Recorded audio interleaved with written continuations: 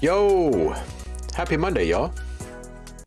This does not sound like lo-fi. Y'all be happy to know that Streamlabs OBS is now Streamlabs Desktop. I still haven't had a chance to move anything over, but there was a forced update today. They're no longer OBS. How is everybody today? Oh, and there's a hype train close. It is Saffron's birthday. Everybody wish Saffron a happy birthday. I think my number one trigger is, yep, it's still not working. So we'll do this the old-fashioned way.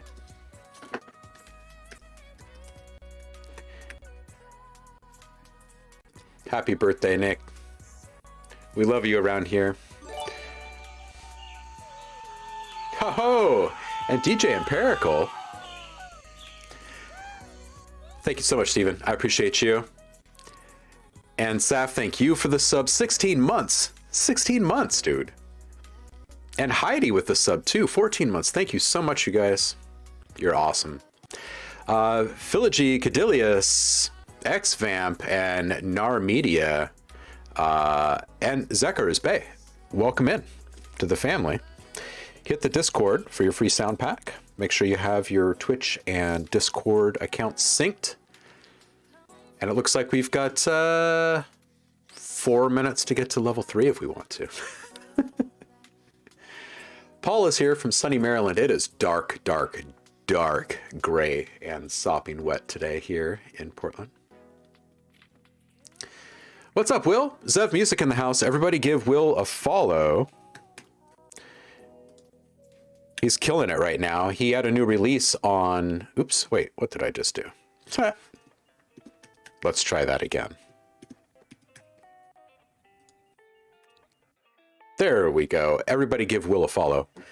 He had a new release on Friday. It's tearing up the charts. He's ranked number 11 overall, number 7 in Progressive House. It was holding the number 1 spot on day number 2 of the release. So get in there and go give him some support. Will, you should spam the chat like mad with links. Everybody go pay attention to Zev. And send Nick Saffron on Discord. Saffron works here on Twitch. Send him some birthday love, will ya?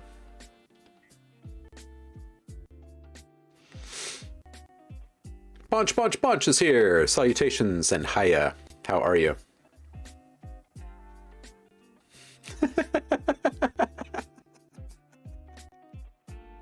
Paul, that's awesome. Take a grown-ass human into Chuck E. Cheese and call him 10. That's hilarious. Chilly, beautiful day in Heidi's hood. What kind of tea? This is the... Oh... It's not a Yukon Gold, but it is Taylor's. Oh, it's the Holiday Blend. I don't know if they call it Holiday Blend or Christmas Blend. That's what it is.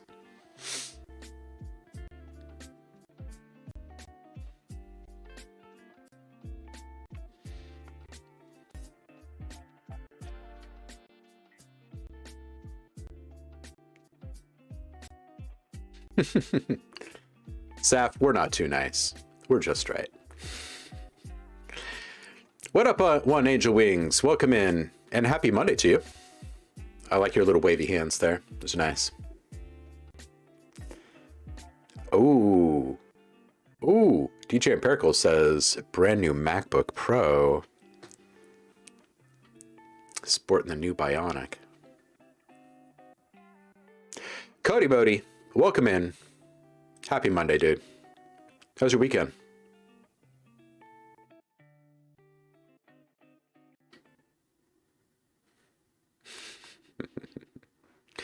Zev is over there working hard. I got him roped in to speak of the devil. Well, thank you so much, brother. I love you.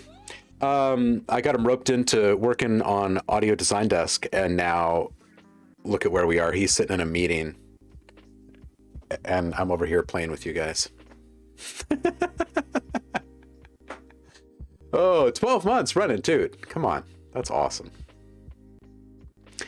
Don't forget, if you have Amazon Prime, and 'tis the season to have Amazon Prime, you get a free subscription every month. So save yourself $5, and I guess that translates to about $2 for me. Anyway, spend your free subscription here, and you don't have to pay for OhmLab TV anymore, and you still get a free sample pack every month, or a couple, or a few, if you're really good.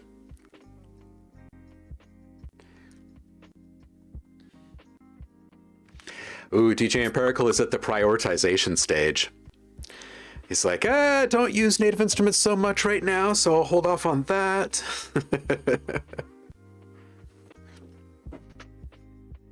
That is awesome. Hype train success, what did we reach? What was that? Level 2, thank you guys. What a good way to start the week, huh? All right, so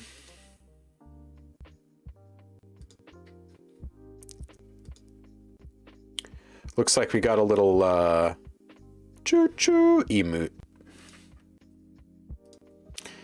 All right, so I need to make some new stuff for another upcoming library. And when last you saw the theme that I was working on, it sounded very different. We can dip into that in a moment. I quite literally just, I walked out of a meeting and I was like, I need a second. I'm not really feeling it today. I'm still not quite there. Migraine over the weekend, just kind of exhausted. Right on the heels of the booster shot wiping me out. So gonna take it chill. And I want to listen to some of the stuff that I did on Friday before I walked away from the computer. And then we'll dig into 3 different themes probably, because I have no idea what I'm feeling. But we've got 3 themes in this first volume of this library, and we'll give a listen to all of them.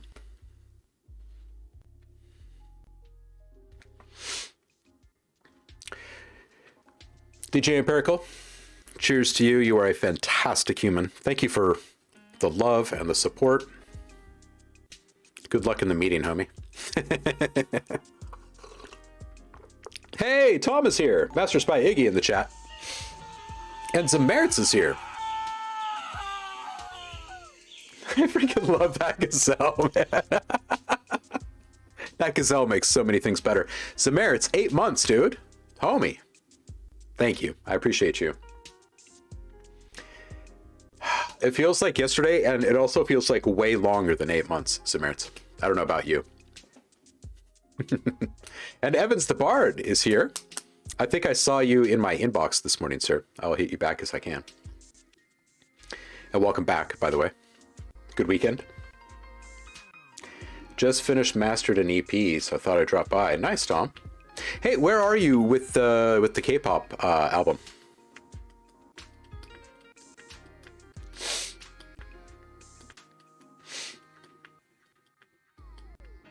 Man, hands up if the booster shot hit you completely differently than the first 2 shots. Like my the lymph node that's under the arm,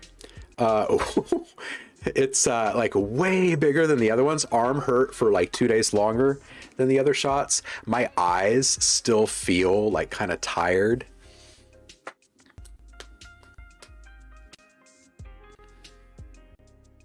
But I haven't felt like sick from it at all. At all. It's just been like tired feelings. And Javar is in the house. How are you, Javar? Time flies when you're in a DeLorean. True enough, my friend. Ooh, of course they're going to use you for all future tracks, Tom. Come on, man. Seriously? Of course they will. I heard once you go Iggy, you never go back. That's just what I've heard. Yes, that is great news. Hell yeah. Yeah, what is it with the freaking booster shot and the under the arm thing, man?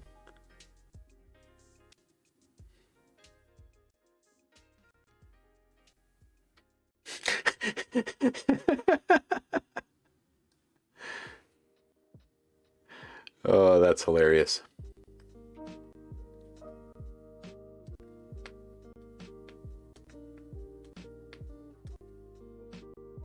Hey, so Javar, welcome back home. I hope things went well on the trip for you.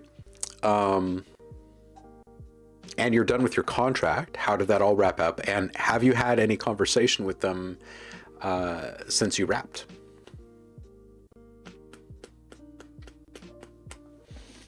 I got questions. Well, I'm just curious because I want to see you do really well. And I'm a super, super big believer in just showing up. And you showed up and got a freaking gig out of it. And I have a feeling it will lead to some stuff for you.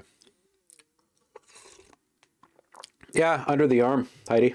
Everyone I've talked to about the booster has the same thing, right? Oh man. Yeah, it's not, it in itself, not painful or tender in any way, but I can definitely feel like the swollen gland.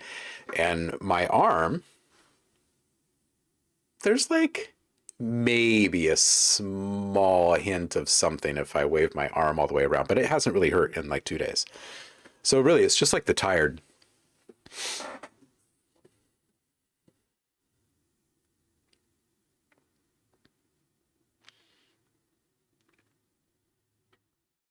Nice, Javar. Nice.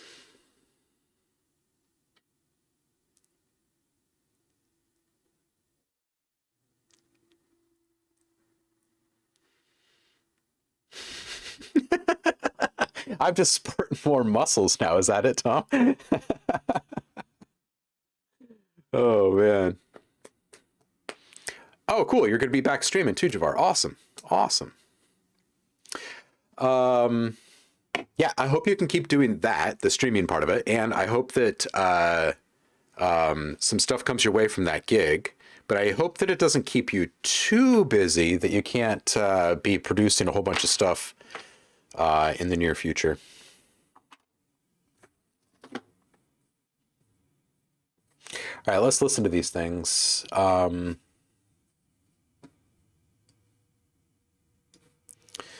This first one is from Flora.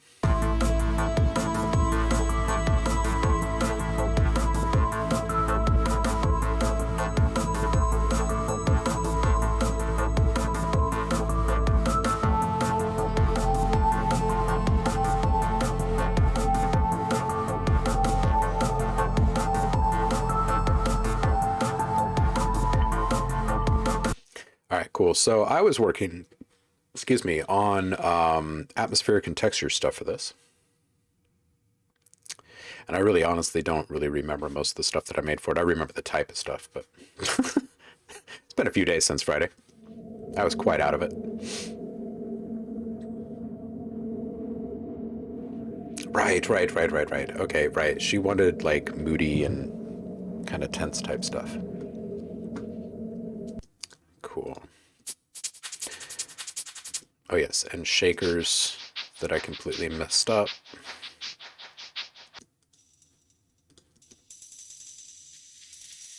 Right. Okay, I'm remembering now.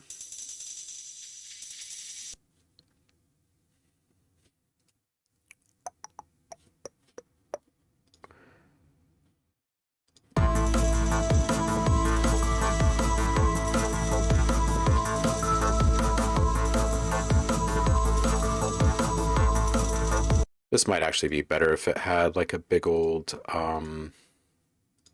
bunch of modulation on it.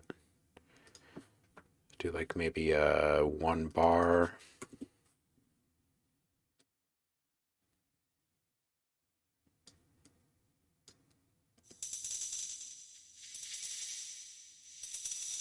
And maybe we'll bring this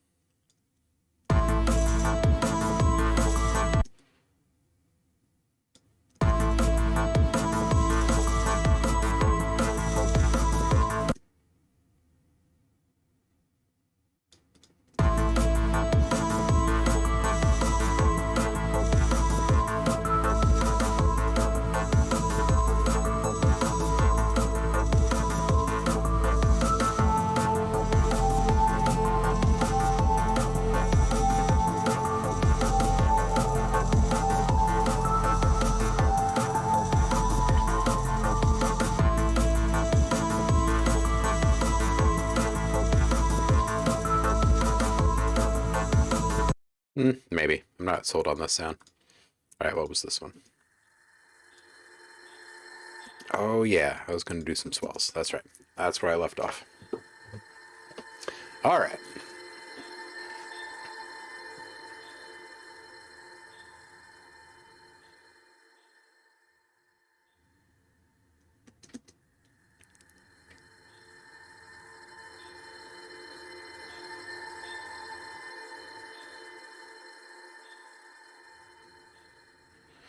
Yeah, I do like that sound. Let's do a quick variation on this one.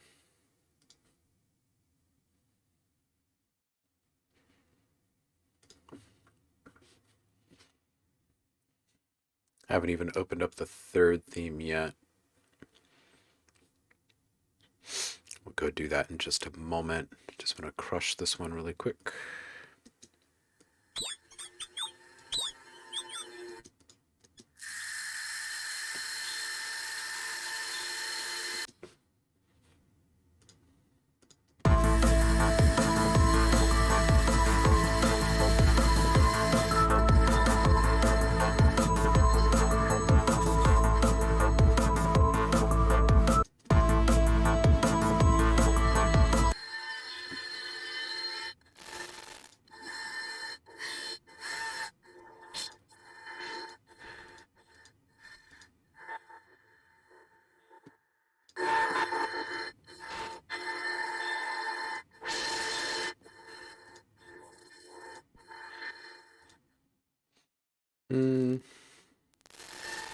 Maybe I could do something kind of noisy and rhythmic on this. So let's start a fresh one here.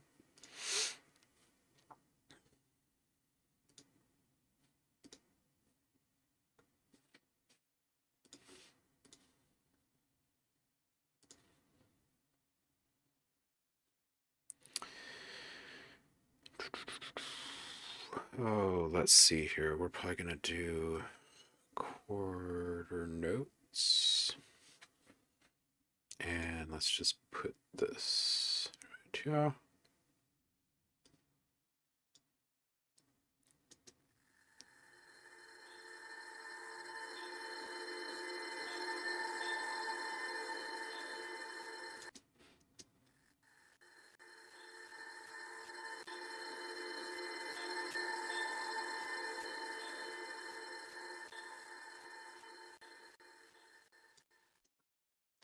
All right, something a little bit more than just the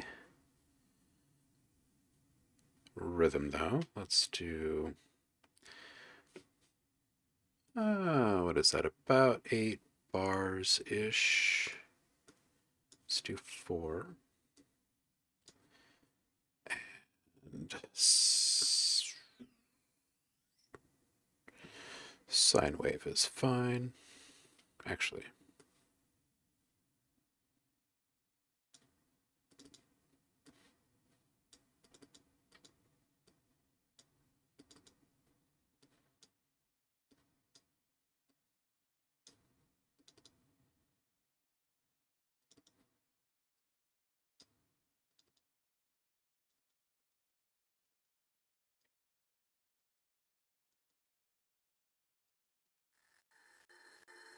all right, and let's put this one on the drive.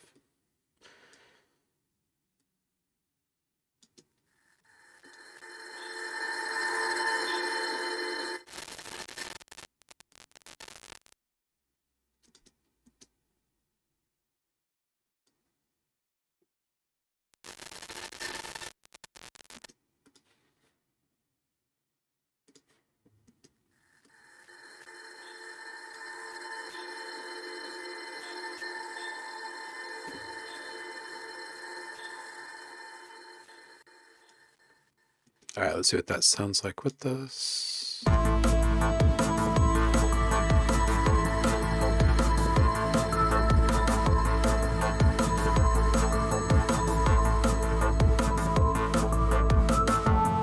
Yeah. Cool. Okay, so I like that better. Let's just put... Ooh.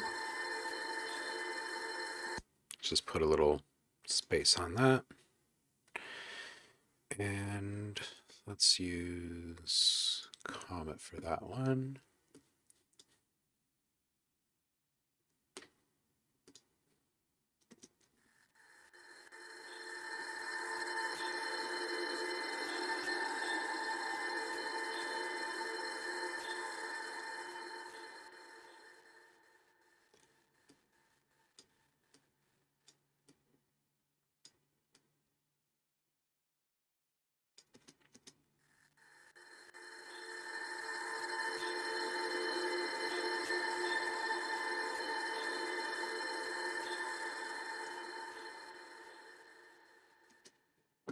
Cool. Okay, I dig that. Let's print that.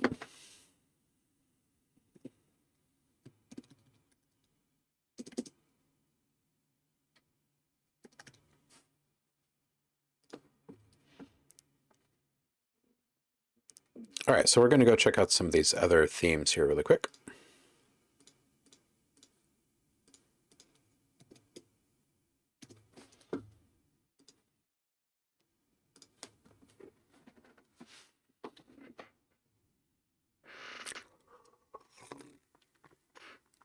Hey, Trailer's here.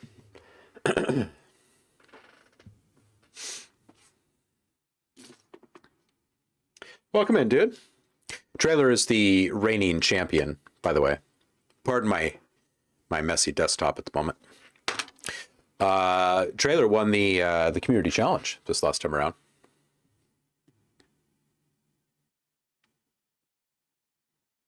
So big ups to Trailer. Good stuff. We had some really good stuff come through this last time around. It's like every month, you guys just keep getting better.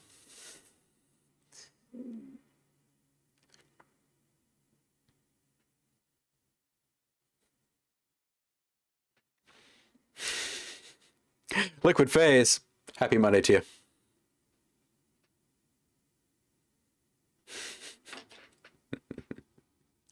Ooh, hey, wow. Pink Trombone is getting the treatment, huh? How about that? Subviz is here. How are you, homie? Kata, welcome in. Is it possible to donate for feedback? Yeah, man, you can, absolutely. You should just sub. Honestly, you get a free sound pack out of it, and you get plugged into a really great community and whatnot. You can hit the Discord to drop a link for the feedback if you want feedback from people outside of the stream as well. Or if you just want to do it quick here, you can drop it in the chat. And I'm gonna hit play on this thing.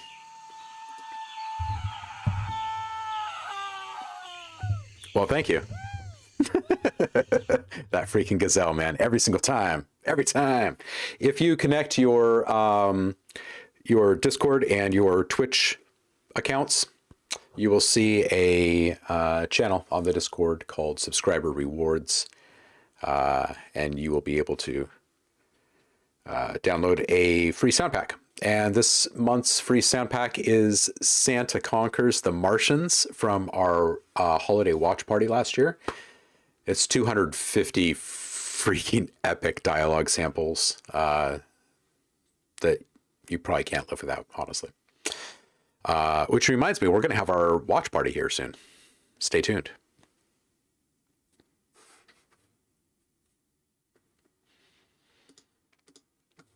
All right, let's see what this is.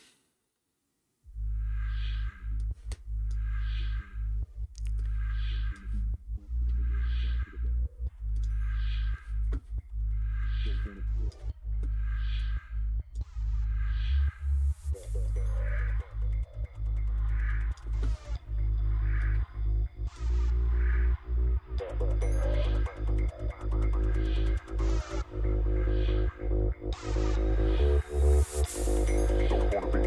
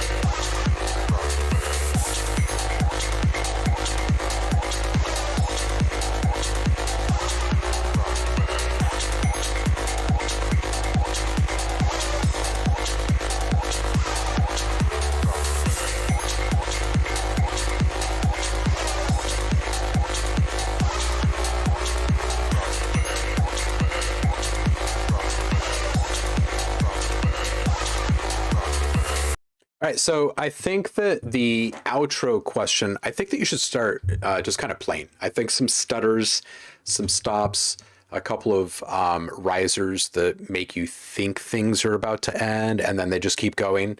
Like a false stop of some kind might be kind of fun, and then stop it very, very abruptly.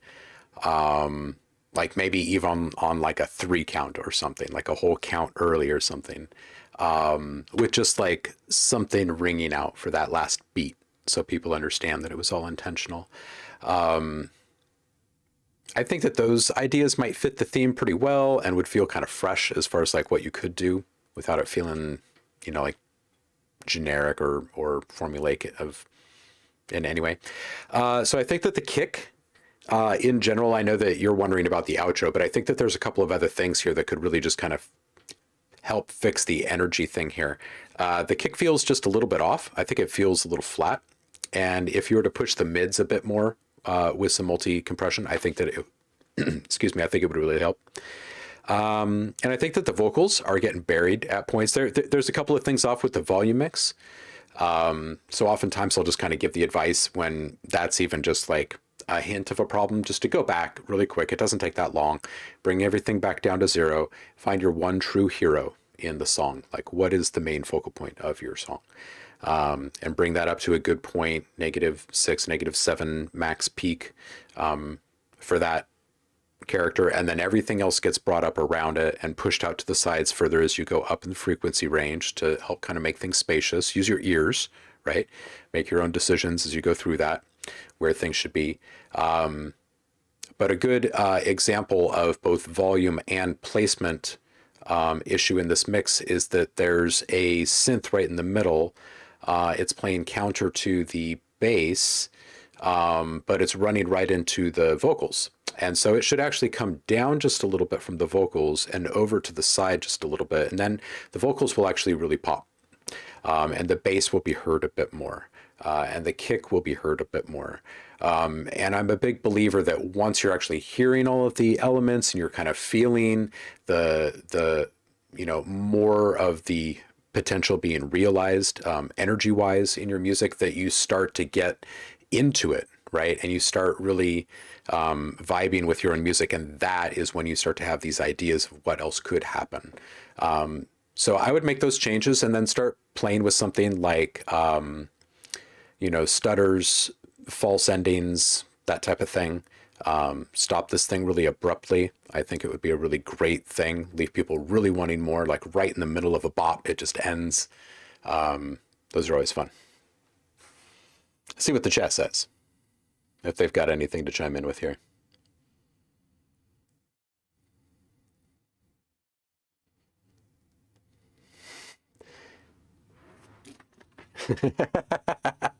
Tom, take care, brother.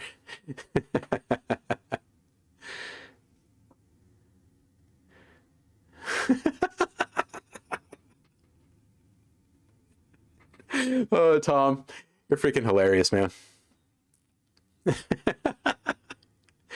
Oh, Ben is here. Welcome in, Ben. Nano, yeah, we could do a little bit of feedback for you. And then I'm calling that quits. I want to work on some stuff here. Just because I'm not feeling fully me, so I don't want to give out a whole bunch of advice when I'm not feeling fully me.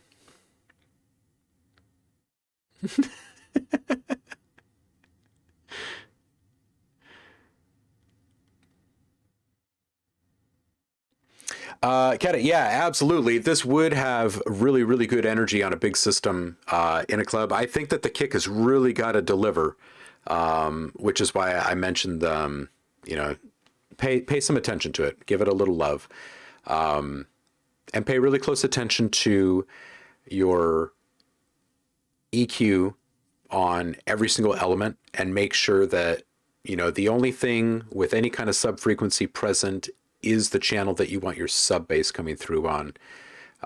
There were points where I thought it could throb like a little bit more. So there might be some stuff kind of getting in the way here and there. But overall, pretty solid. I think that fixing that kick, and moving a couple of things volume and position wise, I think it's really going to help.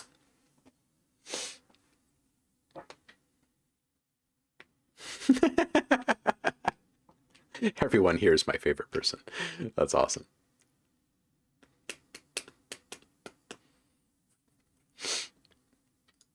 All right, let's see what Ben is up to.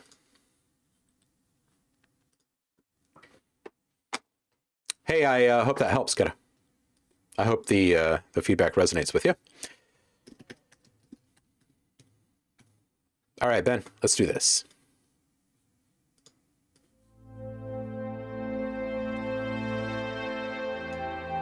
Sometimes I feel like calling you Benny just because I know that you don't let anyone else call you Benny.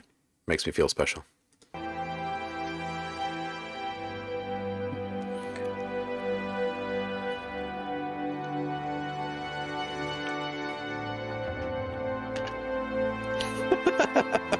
I knew that would make you smile.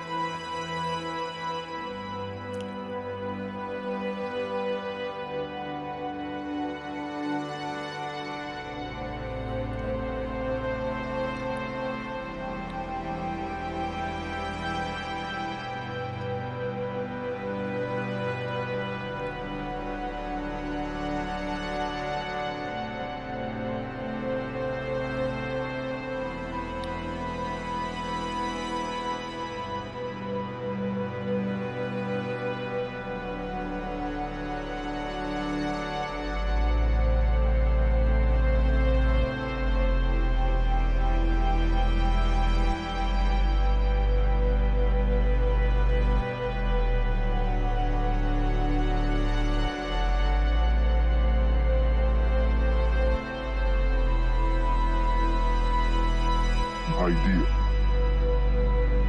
Resilient, highly contagious. Once an idea has taken hold of the brain, it's almost impossible to eradicate. An idea that is fully formed, fully understood, that sticks. In the dream state, your conscious defenses are lowered and makes your thoughts vulnerable to theft. It's called extraction. We can train your subconscious to defend itself from even the most skilled extract. Because I am the most skilled.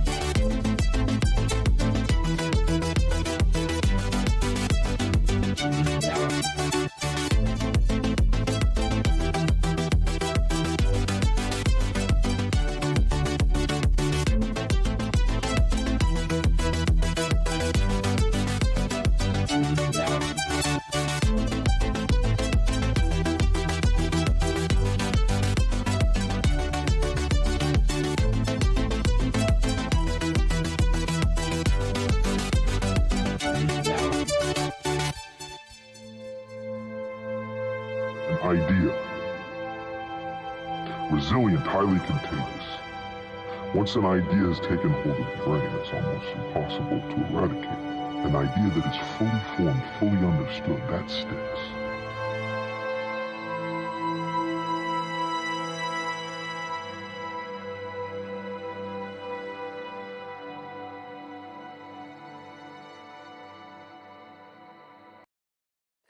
Good stuff. Good stuff, dude. I think the release on the main base could be longer. It's the only thing that isn't really smooth until you get to the those stabby arps. And the vocal dialogue, I think, could be sitting on top of the mix better. Just greater separation. I think the levels and stuff are mostly good. It's more just about position, compression.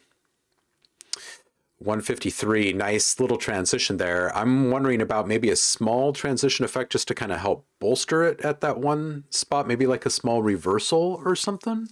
Just like a little whoosh. And then 225, I'm thinking that you need more separation between those two synths there. The lead and the ARP, I think they're just too similar frequency-wise to have in such close proximity to one another. So if you pulled them further apart, what would it sound like if they were kind of in more of a call and response kind of a, situation, right?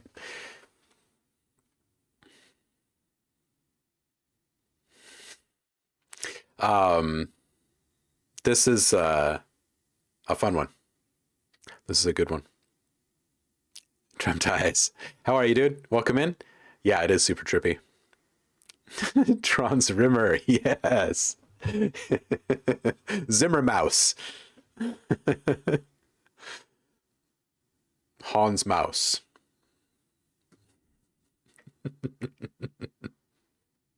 Late Night Specialist, welcome in. All right, so those are my thoughts. I do hope that it helps you. All right, so let's listen to this thing. When last you guys heard it, it was this other thing completely. I'll pull it up really quick for you.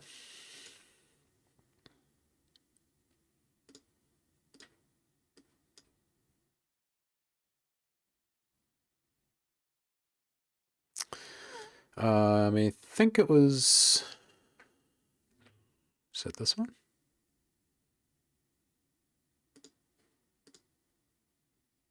I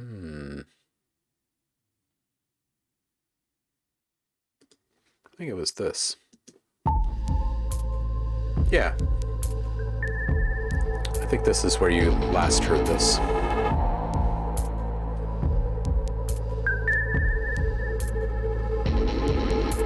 All right, so it was like this kind of moody, dark, ambient kind of a thing.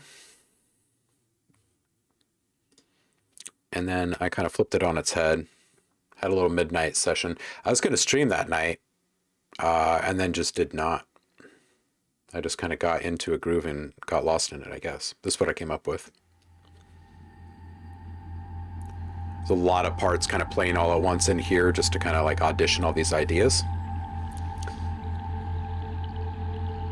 But other than that, it's a fairly solid theme. Right?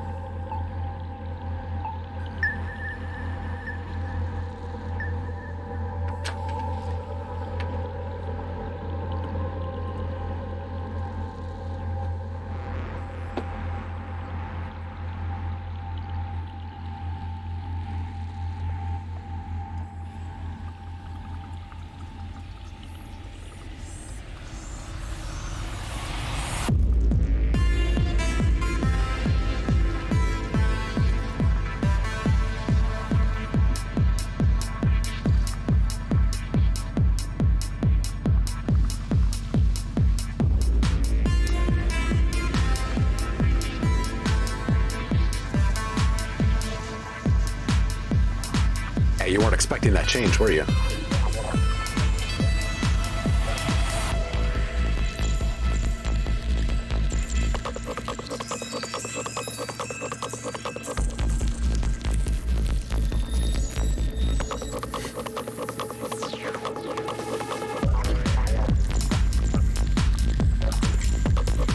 Lots of weird reactor stuff in here.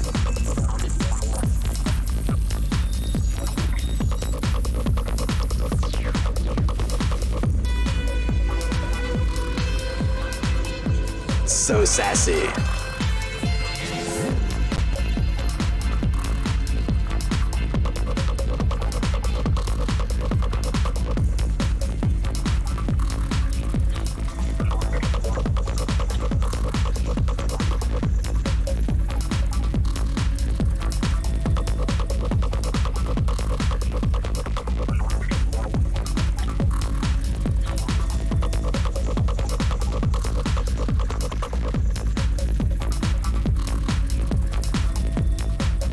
Sassive attack.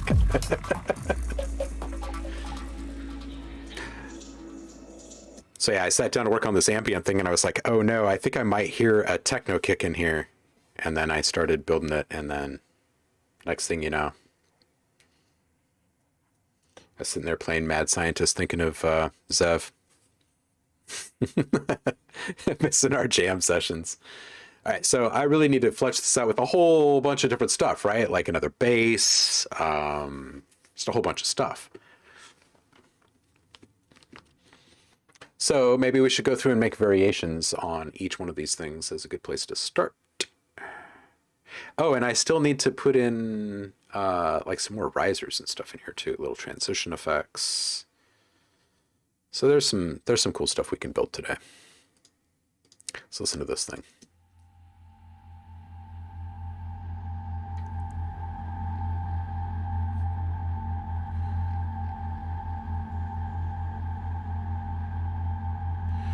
Yeah, let's build another drone that's kind of similar to this, but maybe just a little less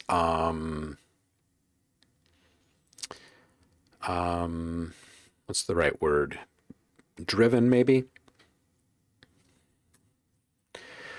And let's use something totally different for that. Maybe some Marturia.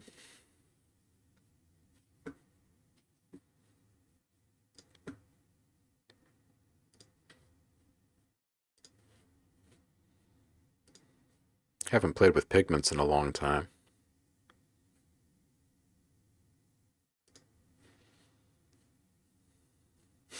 Sassive attack.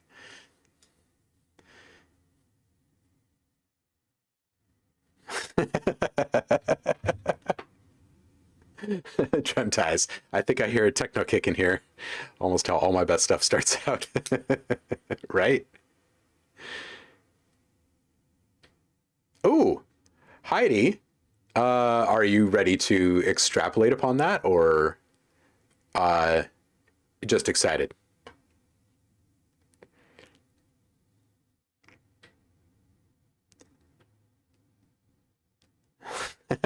Well, Saf, the point of having so many...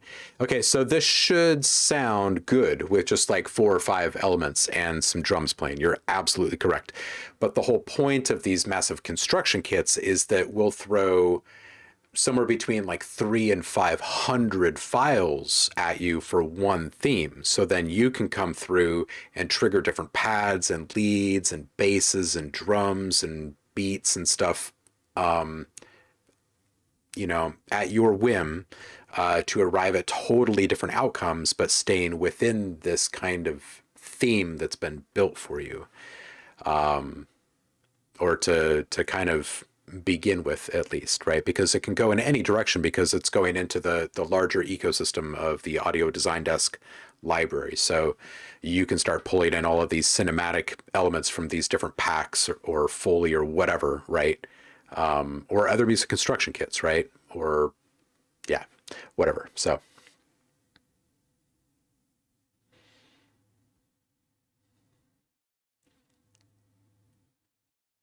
well, Heidi, I'm excited to hear more. Do tell.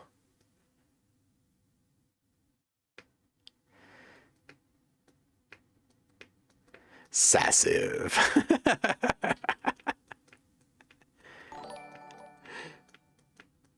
Trouble Given the First. Welcome in. Thank you for the follow. Happy Monday to you. And thanks again for all the follows and subs this morning, you guys.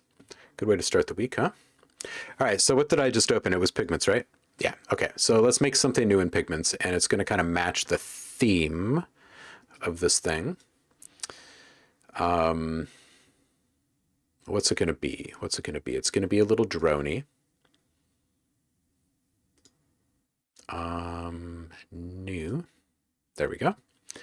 And then I have to choose, right, I've really only opened this up a few times with you guys.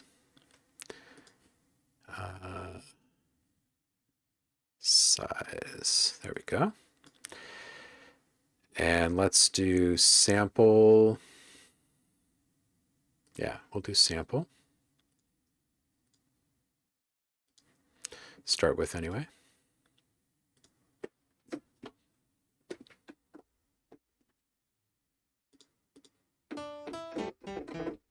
All right, let's drop something in here. I'm going to grab something from the simple category in my dark pack to kind of jumpstart this. Yep, that is totally fine with me. So I've got this kind of dark choir theme running through this. For those that tuned into the very beginning of this work, you might remember this. This was a couple weeks ago, at least.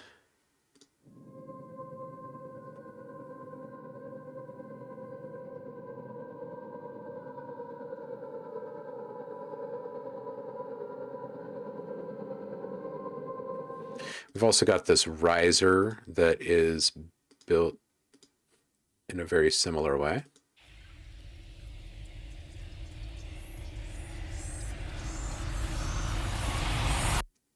Okay, so I think what I'd like to do with this one is kind of build something that can kind of support all of that.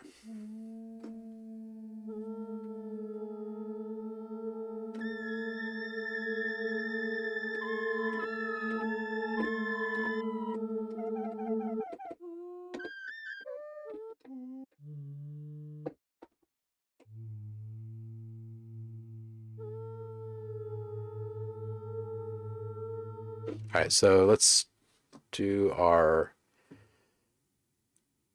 shaping first. So let's see if I can remember how to do this. Envelopes.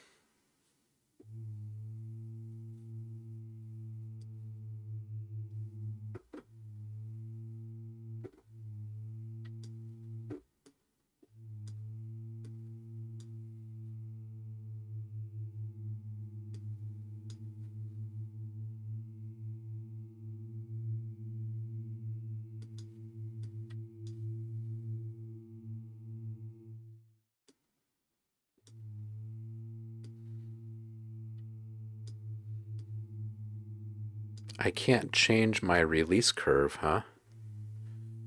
Interesting.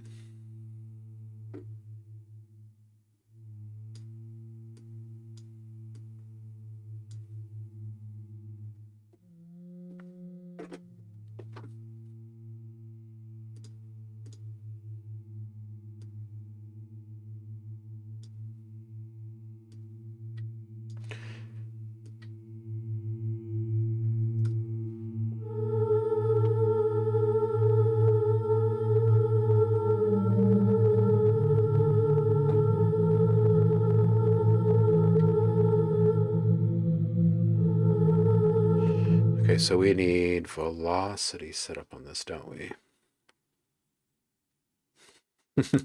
Okay, where's my velocity control? Dun, dun, dun, dun, dun, dun, dun. Velocity, there it is. Okay, now I could just put that on my sustain level, I'm assuming, and I'll be good. How do I do that? Velocity.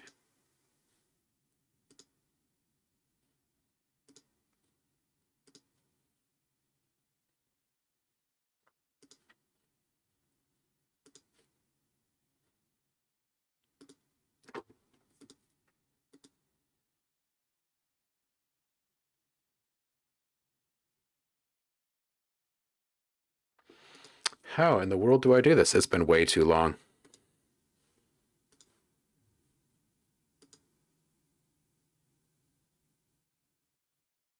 Oh, that's right, that's right, that's right. I have to actually click on the parameter that I want to do this to, don't I? Yeah, and then I click my velocity. That's right, now I remember. All right, so now I've got velocity control.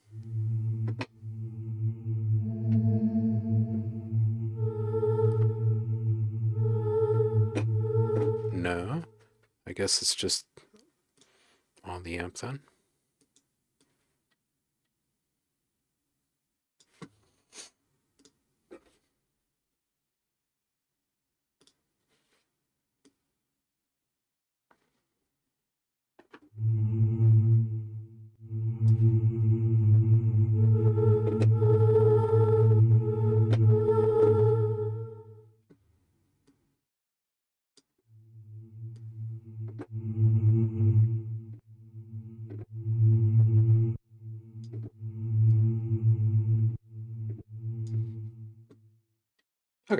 Figured.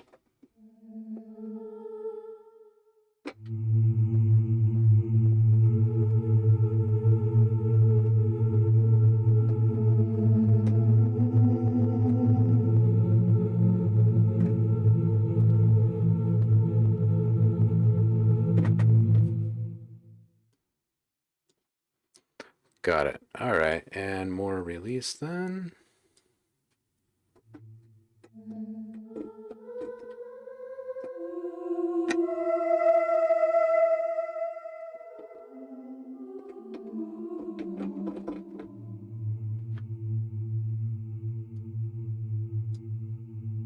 All right, cool. So now let's start playing with this.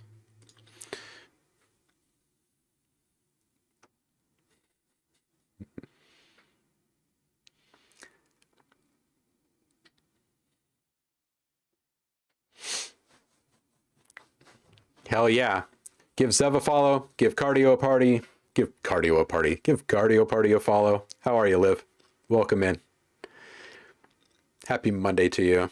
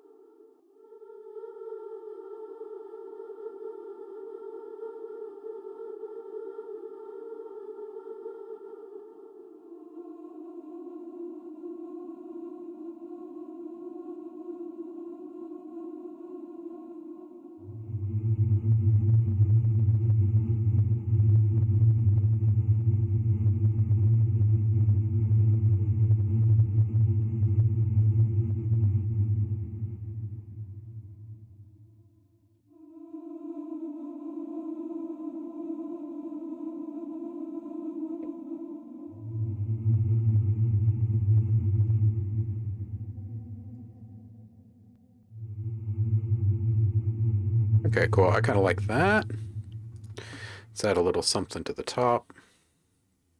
Let's go with minimal on this and see if we can kind of turn this into a what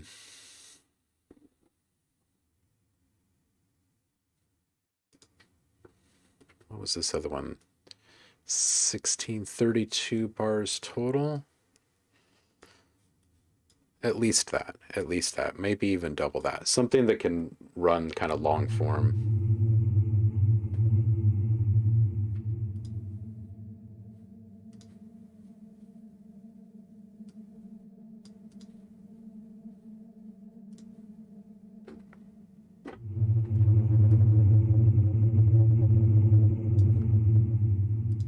And let's get some noise on this side.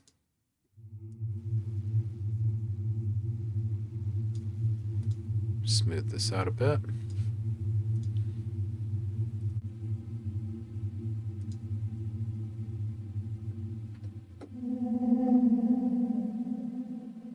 And we'll just kind of double down on the delay feedback, and let's do a, or actually, if we do a comb on this one,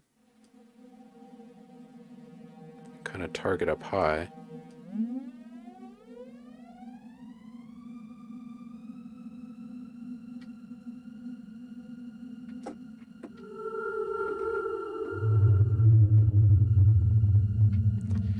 Kind of give us a little tension up top.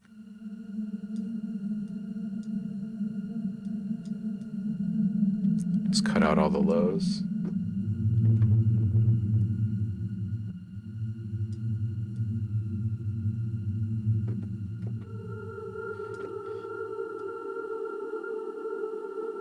See what that sounds like in context here.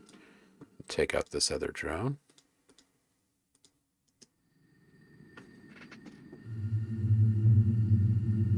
Yeah, that sounds good. Okay, cool. Let's get back to solo on this one for a sec.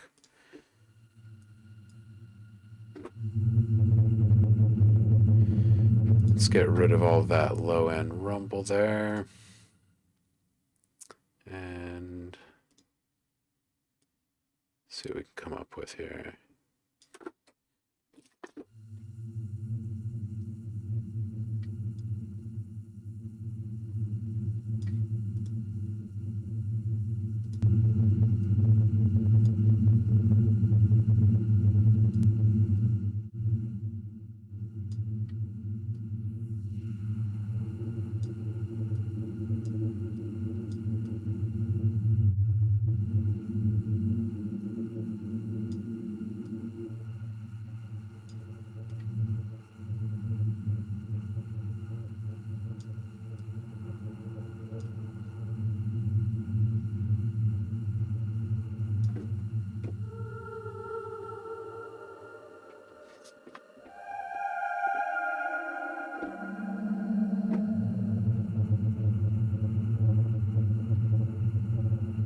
Yeah, it's pretty deadly. All right. Where are we with our meter? A little hot. We can bring that down.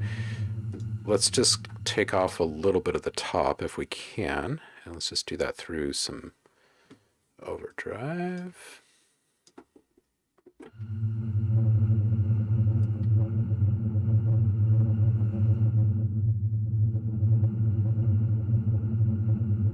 Something like that. Let's take out the deep down lows.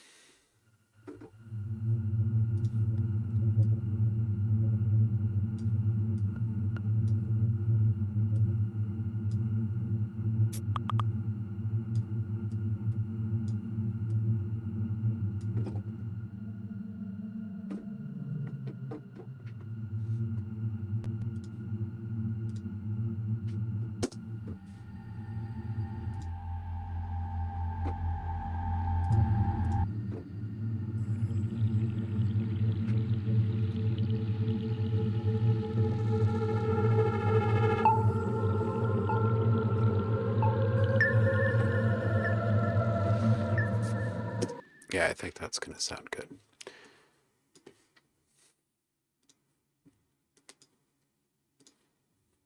Let's lay something down for this.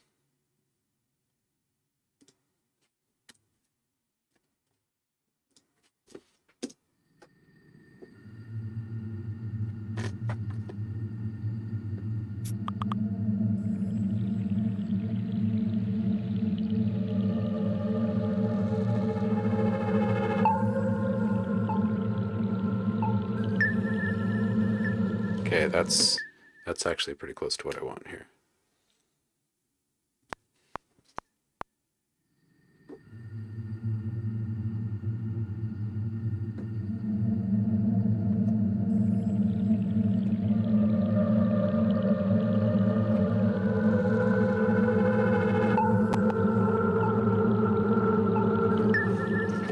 Something like that. Get this all dialed in.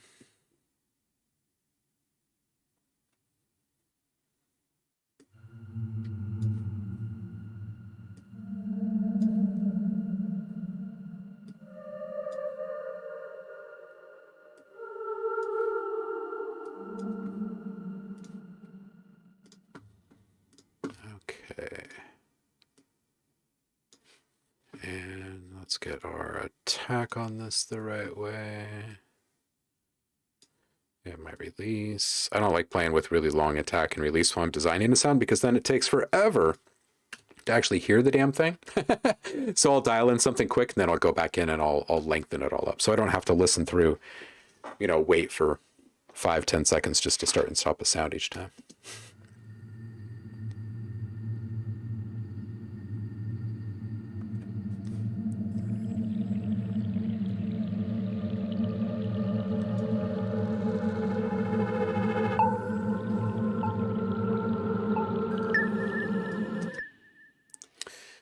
All right, so if that starts...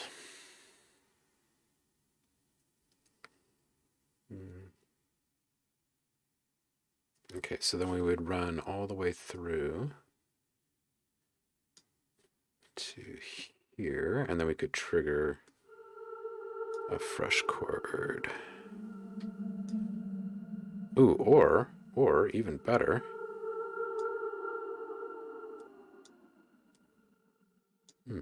even better.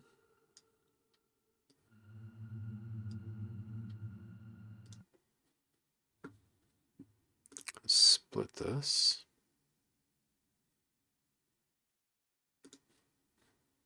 Oh, it's not going to split it, so we'll cut it.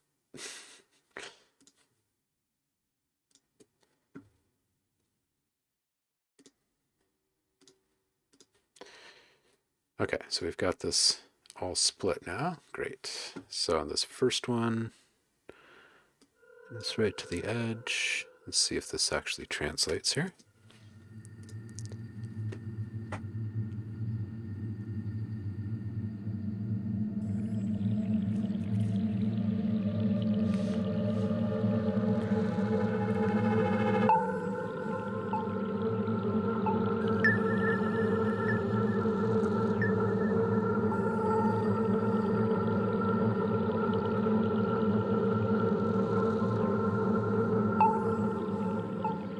Okay, so this should actually be two separate tracks, I guess. Or I could just bounce these out as separate files. But for right now, we'll have two separate tracks. And we're going to put this one down here. We're going to give this a slightly shorter attack.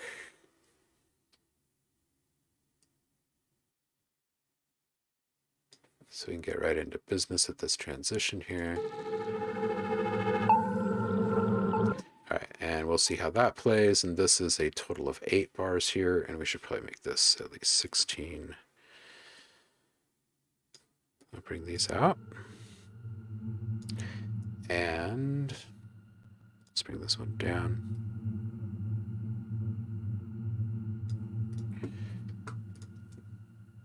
Disco. Let's see what that sounds like. Actually, let's fix this first note. All right.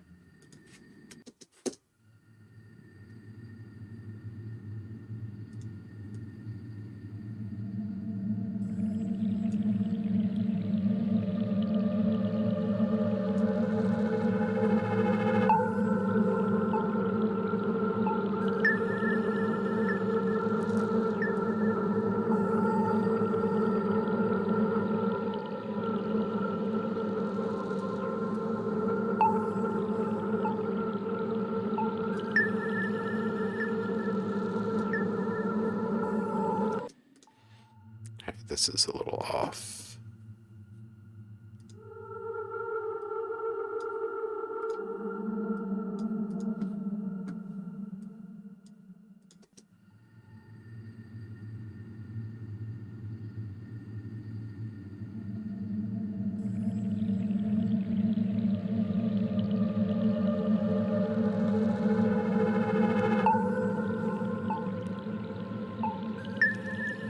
Welcome back, DJ Empirical.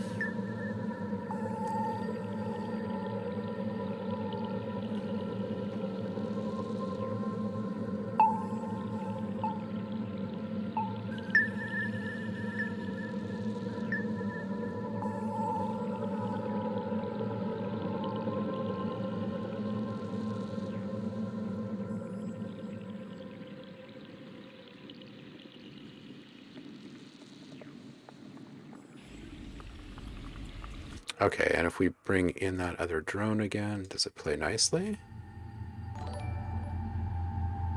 Hey, Nate! Welcome in, brother. Hope you're doing well.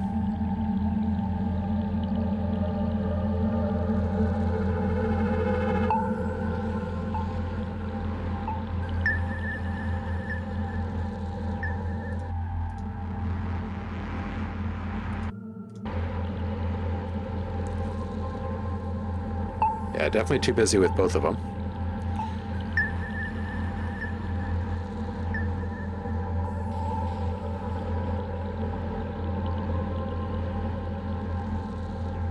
Okay, so if this is a total of 16, then we should be able to copy this over.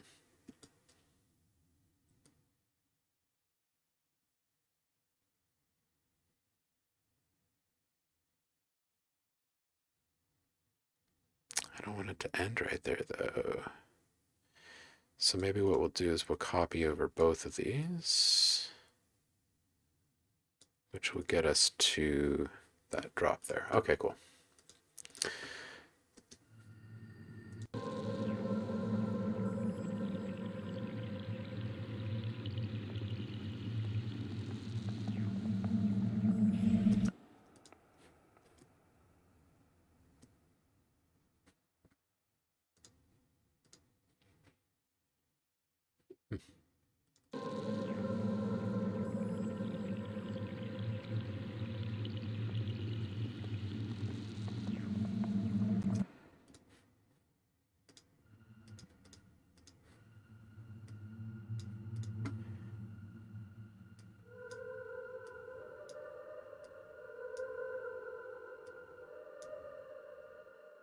Ooh, yeah.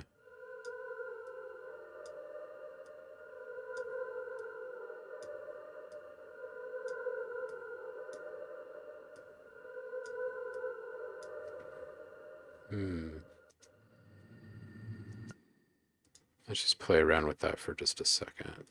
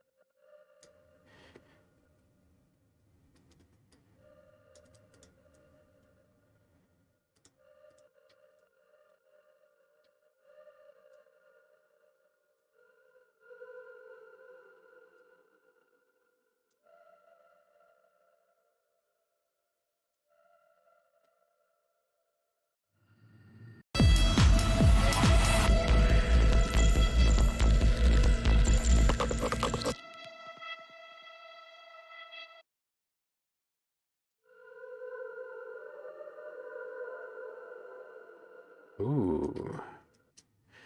We are onto something.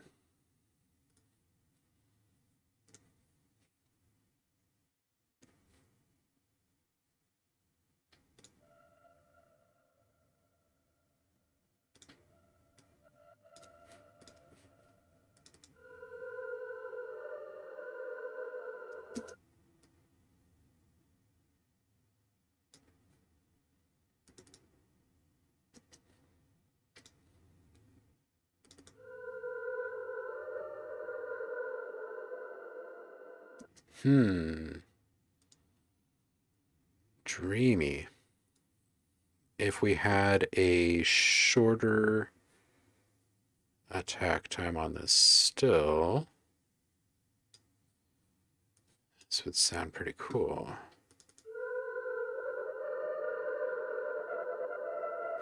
Yeah. Okay, so we've got a couple of those going.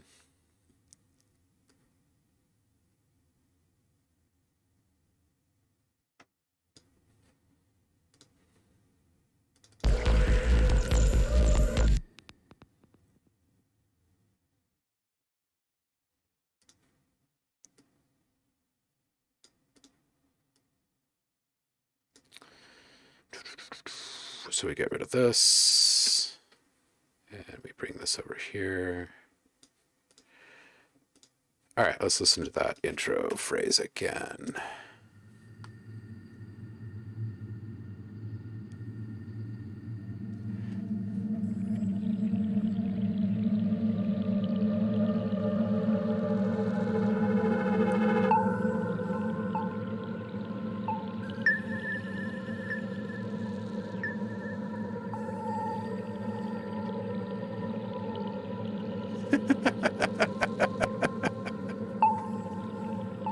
Liv, Rift is a saturator.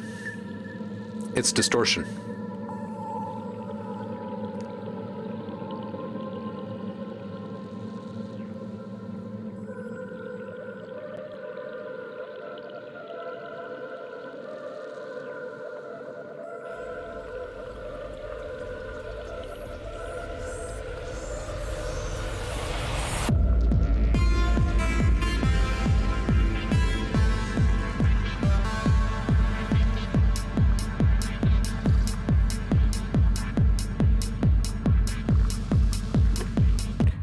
Should it just keep going? Should that just keep going? I think maybe it should.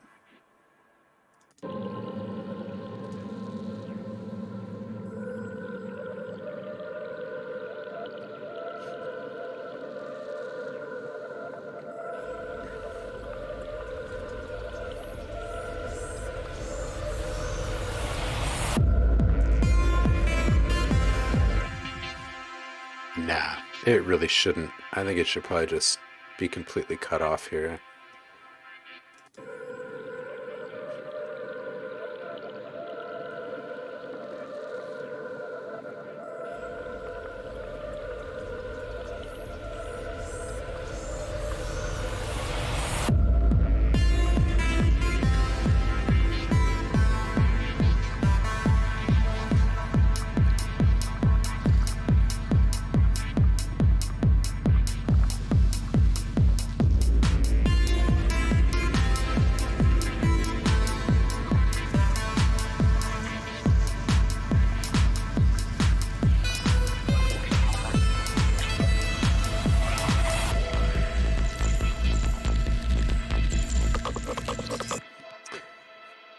Let's bring these bass sounds back up. I had to bring some of these down for bouncing and stuff. You guys have to tell me if this is feeling a little overdriven on your end. These are main bass, topper bass.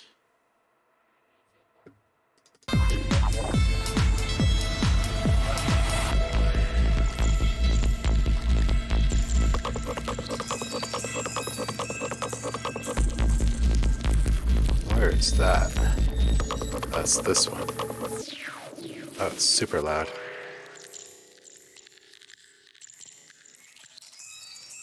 Super loud.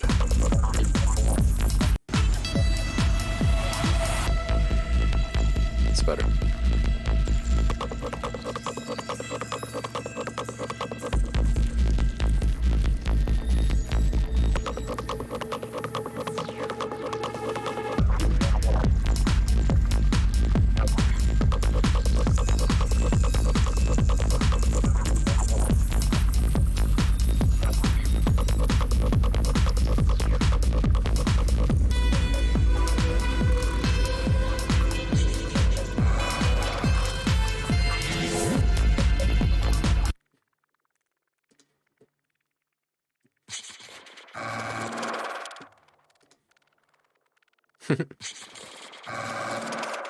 Here's a fun one for you. I took a vocal. This was originally, it was just one of the loops inside of the Logic library. Let's see if we could find it here really quick. Tia, lyric 13. For those wanting to play along at home, this is Tia. And it was 13. Here it is. It's the queen sitting here and I don't stop. It's the queen sitting here and I don't stop. It's the queen sitting here and I don't stop. It's the queen sitting here and I don't stop. So it's that's the sample. But this is actually what I ended up making it sound like.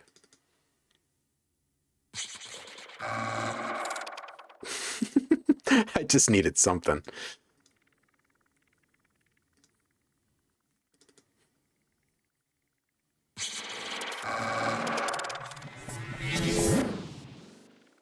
That's that little transition there. So we need to come up with something else.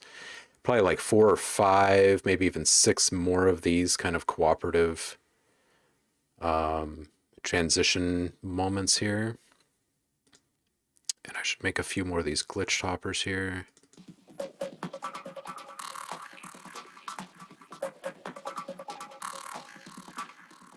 All right, so maybe that'll be the goal here. I got this first element. So call this choir 2.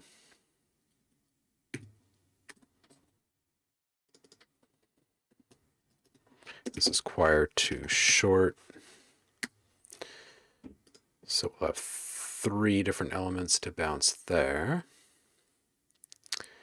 And let's bounce a couple more of these dark choirs. That means bringing Kontakt back online for this. So we'll add one more here.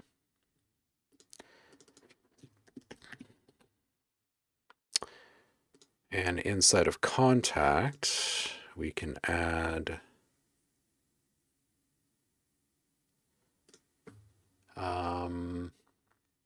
Hysteria.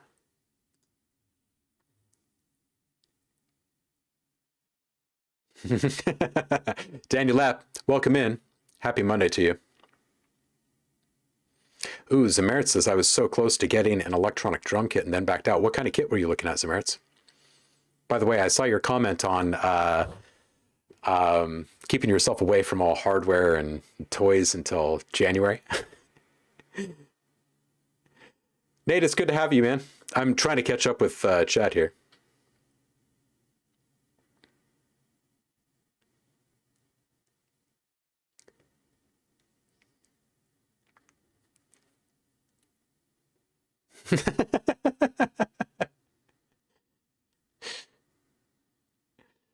Oh, you guys are hilarious. Okay, so Zev says, OhmLab, I just saw the project name. Ha ha ha. So it says Captain Quickie. And the reason why it says Captain Quickie is because I'm up against this massive deadline last week. I've been working on this website and stuff so much that I haven't had much time for production. But there are still production deadlines. So I found myself in this precarious position of having to deliver a theme for this upcoming library that I hadn't had the chance to really even start yet. Outside of that one stream with you guys. And so I pulled up Captain Chords, right? Thinking, okay, well, I'll come up with something. And I came up with like a whole bunch of different melody ideas. And that's what all of these are. All of these regions up here are all these different melody ideas. And I didn't like any of them. I mean, they're all good, but I didn't like any of them. Like none of them were really inspiring me. They all sounded fairly generic because, because. So then I just scrapped it and started chasing my inspiration. I was like, nah, I think I hear a techno drum in here actually. So that's why it's called Captain Quickie, because I thought I was just going to come in here and kind of like auto-populate dozens of melody ideas in a blank project and then just bring them into something. And it didn't work out that way. I decided just to chase inspiration instead.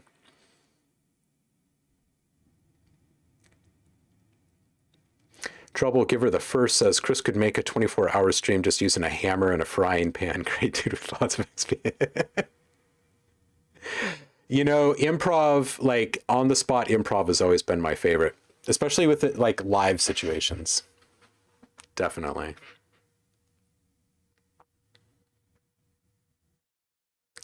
Heidi, I'm following your thread as I get caught up in the chat here, and it's really cool. Oh, Nate, I miss seeing you all the time, dude. Definitely.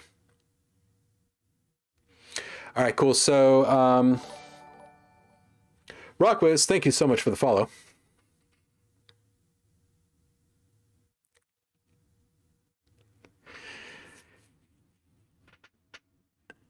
A love bite from Native Instruments. Yeah, right?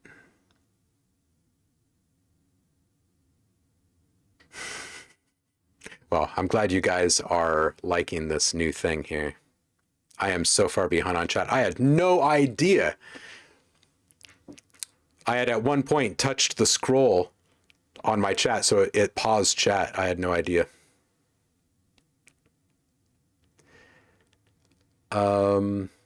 Okay, so sorry to do this to you, Will, but I'm reading your comment. That's such a cool sound effect loop. Is that a sample from one of your sample packs? What was that in reference to? Travis Ferentz is in the house. Welcome in, Travis. How are you doing, homie?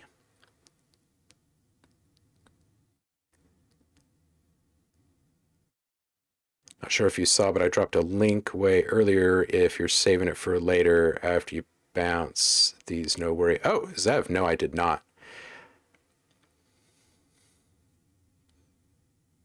Let me scroll up.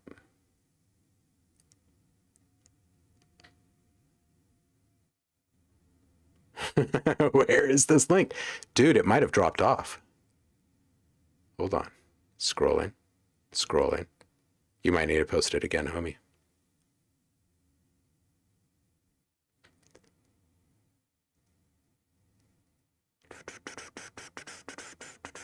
Yes, Liv, I am a massive jazz fan.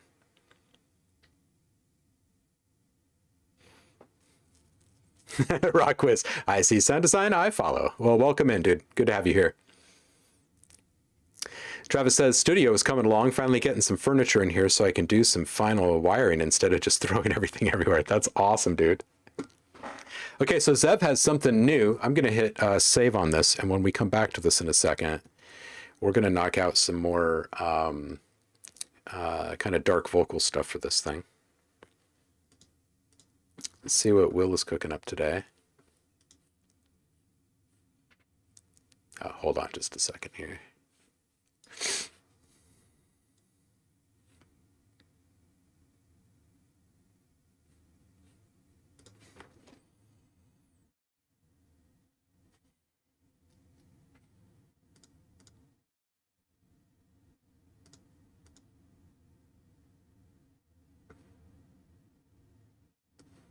Okay. Away we go.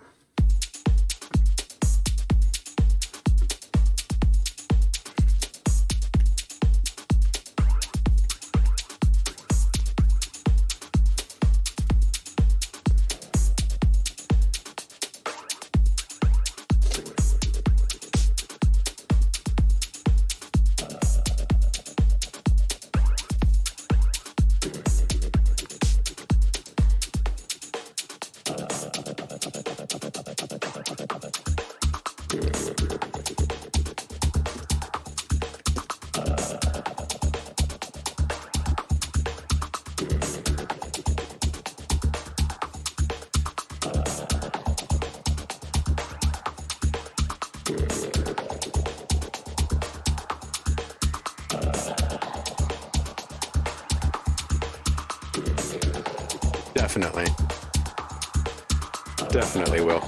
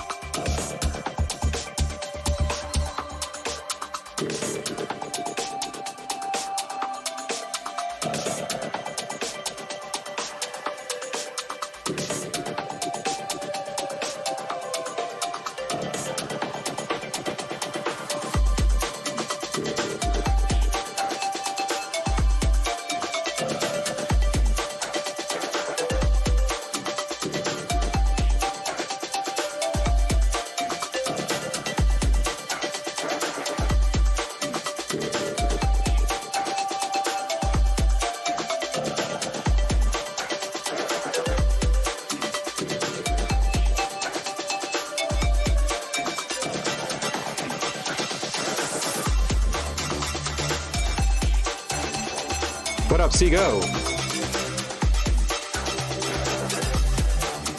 I need to hear this change again, Will. That was great.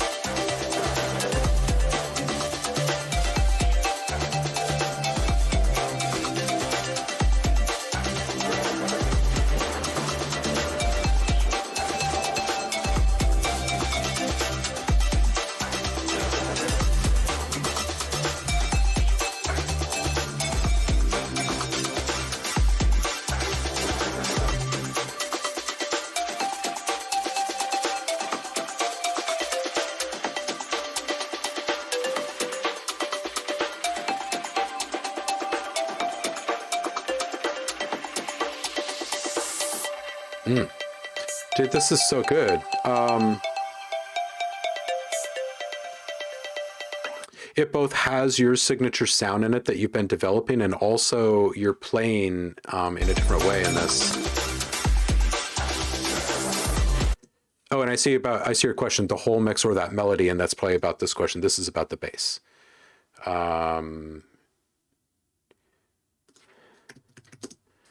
Where it comes in here, I believe, is 330.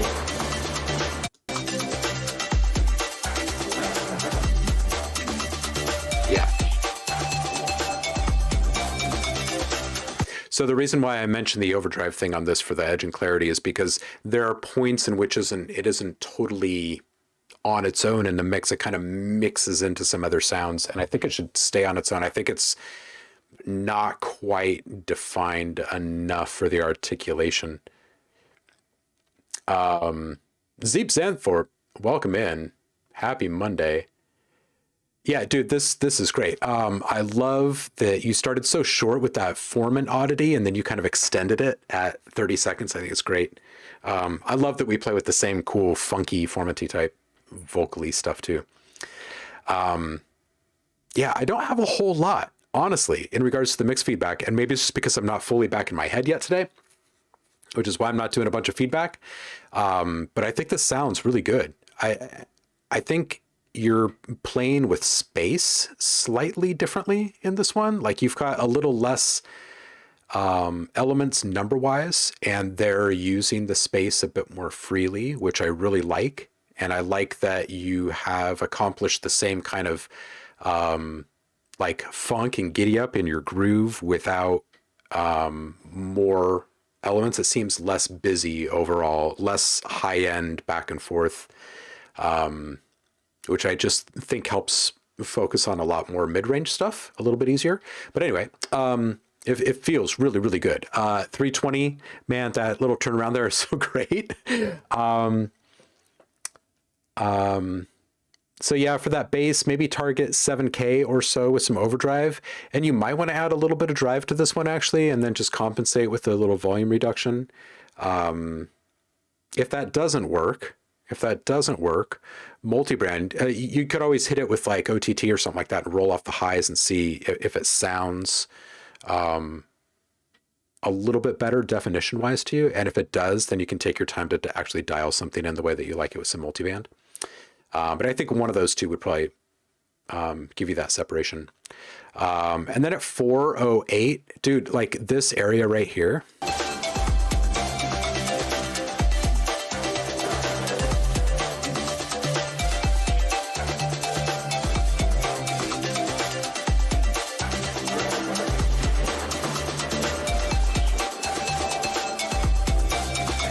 Is that some rift in there? Is that the feedback that you're playing with? I think here's what I would personally do, and I think you got time to play with it because you've got this kind of like dirty tropical kind of thing almost happening. It'd be awesome just to like go into a massive feedback swell that you kind of ride and let play out until it just finally dissipates, and that's the end of the like get a little squelchy in there, you know what I mean? Like get a small amount of chaos in there. I think it'd feel kind of cool.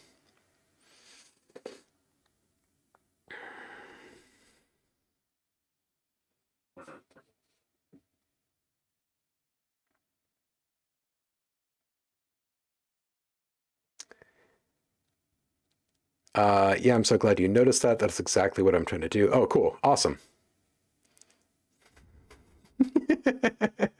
Start kind of minimal, big fun breakdown, back to minimal. Yeah. Except I do kind of like the idea of just kind of going nutso with the feedback towards the end there.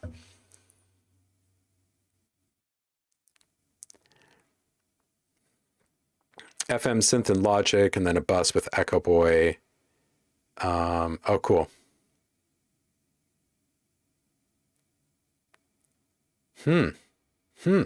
Seago likes the idea of the feedback stuff. Alu, welcome in. Collab with Ben Briggs sounds like it would be an interesting. Oh man, chaotic giddy up. Get it back to the 4/4 beat.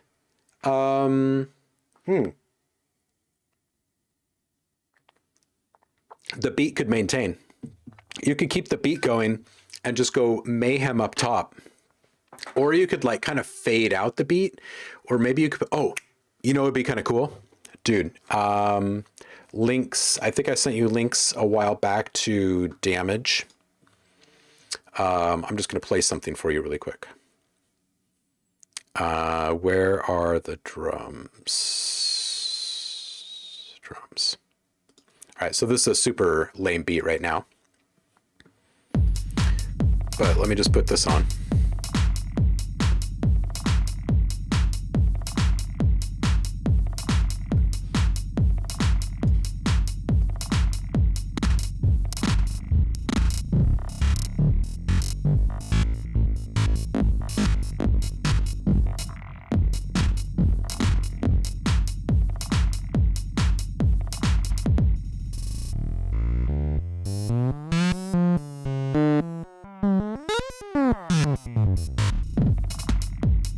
Anyway, in regards to how would you bring it back into a 4/4 if you wanted to, you could always come out of some kind of weird, like,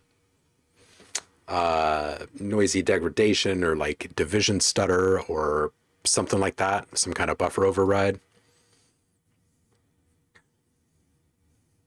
Maybe just continue the crazy. I kind of like the idea of it going into some kind of like sonic mayhem with the feedback of just like that one instrument, or like that one chunk of the mix that's been put into the feedback pipeline, if you will, and then just to kind of twist on that in a parallel, leave your stuff going, and then just kind of sunset the track with that thing just kind of going. I think it'd be kind of cool. You are welcome, Will. Possibly cutting out a ton of layers, including the low end when the drums switch, maybe. That was something called Buffer Overdrive by Damage Effects. It's an old school. It's a really old school thing. 1999. But it's wow. Crap. That's like 23 years ago now. Anyway, it just allows you to manipulate time division and size. And then you've also got some LFO capabilities here for modulation.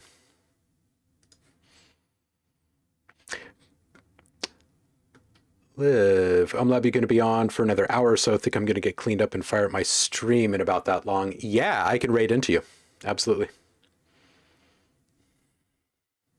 Steam's so filthy. Liv's got to go shower.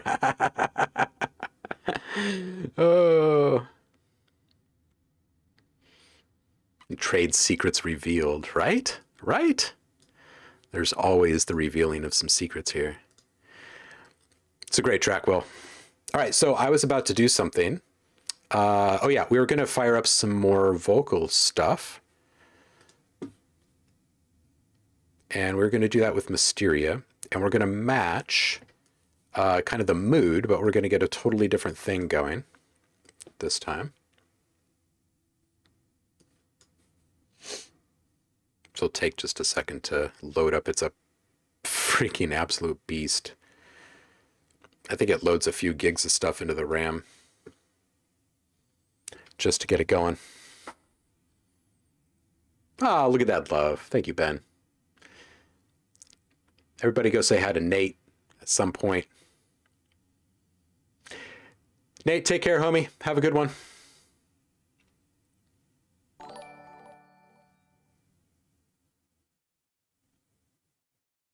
Ogidor? I'm not sure if I'm butchering your name or not, but welcome in. Happy Monday.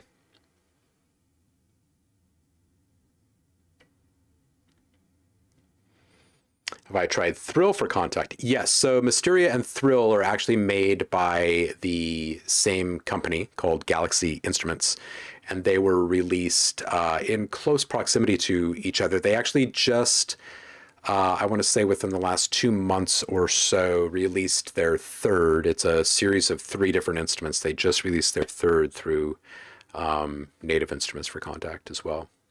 And it too is also dope. Fair warning, all of them are incredibly CPU intensive. So I tend to use them recording direct to audio for pretty much everything. And then just kill the software track immediately after I'm done using it, or else it starts to kind of wreak havoc.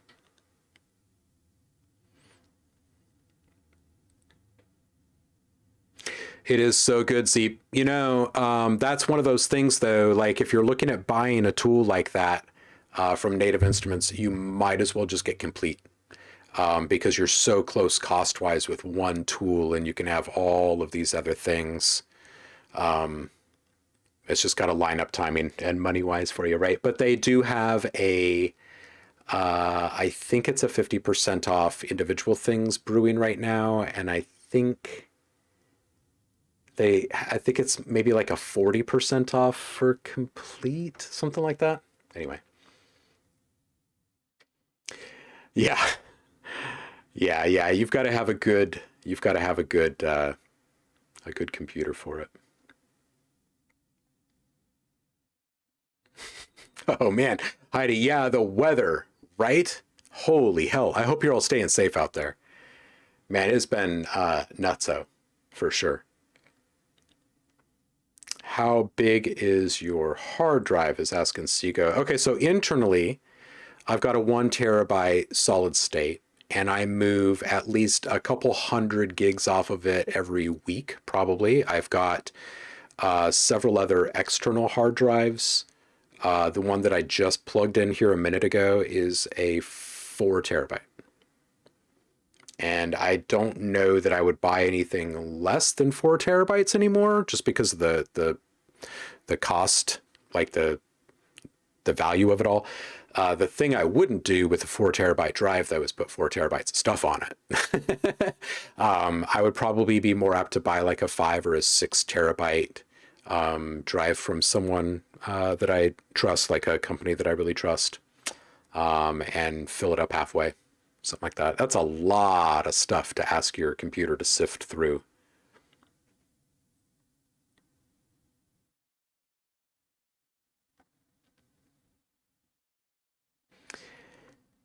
Just paid for Damien's mix program, so that's my mix funds at the moment. Law, but Kontakt is high on the list. I really want split EQ too. Yeah. Heidi's saying, OhmLab with the delay, we both said holy at the same time. Almost said holy hell. And it was like, no, that's Chris's words. Actually, no, I don't. My computer's really, really fast. So I have the very, very last Intel build. So I have the Apple Bionic coprocessor chip in there as well. So it takes that 10-core Intel chip and basically makes it a 20-core chip, which is freaking great, right? Yeah, so that helps. And the drive is fully encrypted and it still moves stuff quickly. So not bad. Yeah, I mean, all of this happens through encryption, right? So I guess it's a pretty decent machine to be doing all of that.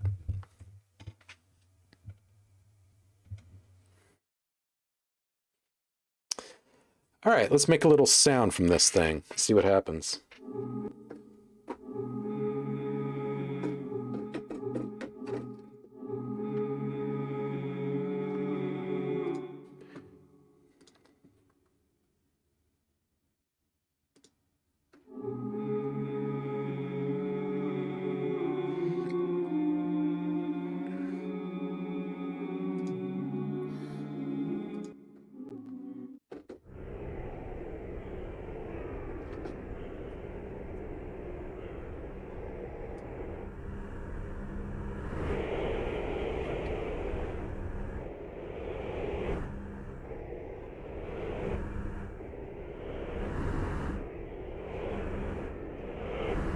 Okay, so I think we need a different one on this side.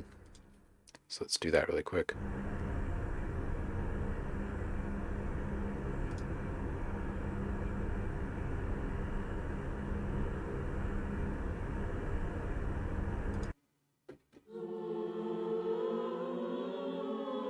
That's what I used before.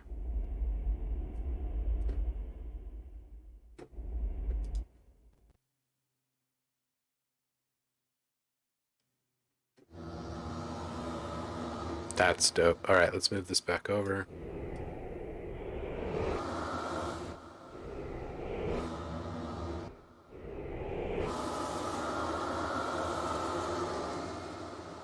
All right, how big was that last one? This was a 1, 2, 3, 4, so it's probably like a 2-bar riser. We're going to recreate this riser a couple of different times here. All right, so we'll tick this off. We're going to shoot for around 2 bars. So the first time through, I'm just recording.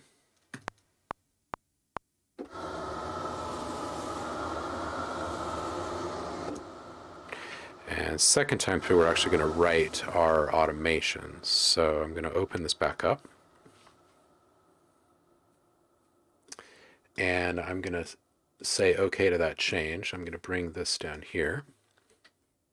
I'm going to open up my automation lane, and I'm going to switch this from track to region. So whatever I do inside of here is going to be specific to the region and travel with it.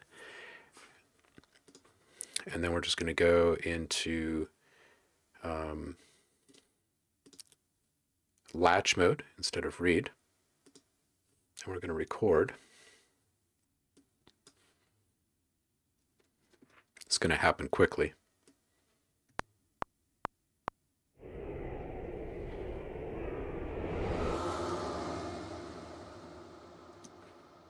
I don't think I like that one.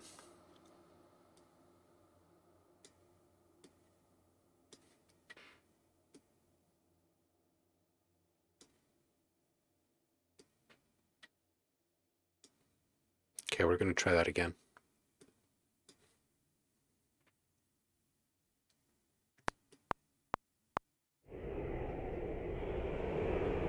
Oh, sorry. My mouse just went right off my new mouse pad. Still getting used to having a mouse, a mouse pad.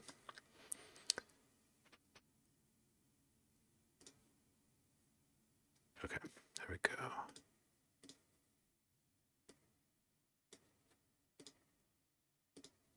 All right, let's try this recording one more time. See if I can manage my tools over here.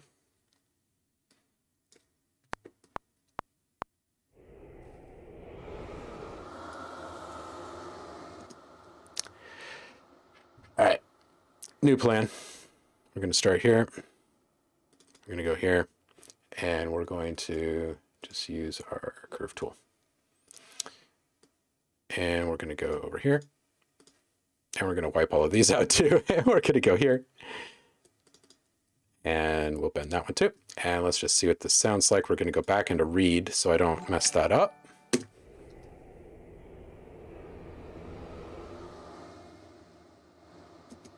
Okay, so it's got to be more drastic. It's got to be more drastic. And where can we put this? Where can we put this? Ah, maybe we'll leave it over here. Let's try this.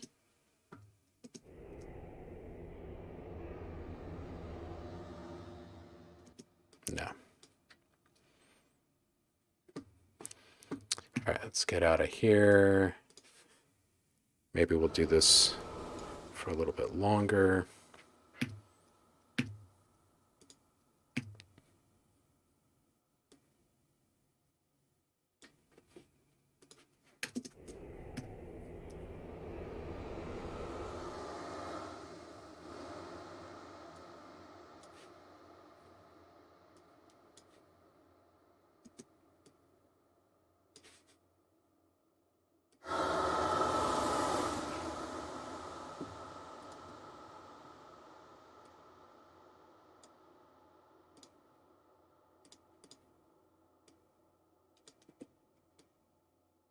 We're going to make this a little bit more dramatic and see if that helps how I feel about this.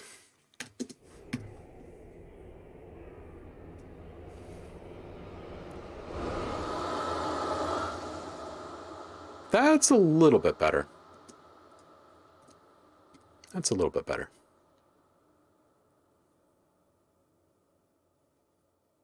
Ancestor Wing, welcome in. Hold on a bit. Let me scroll up here.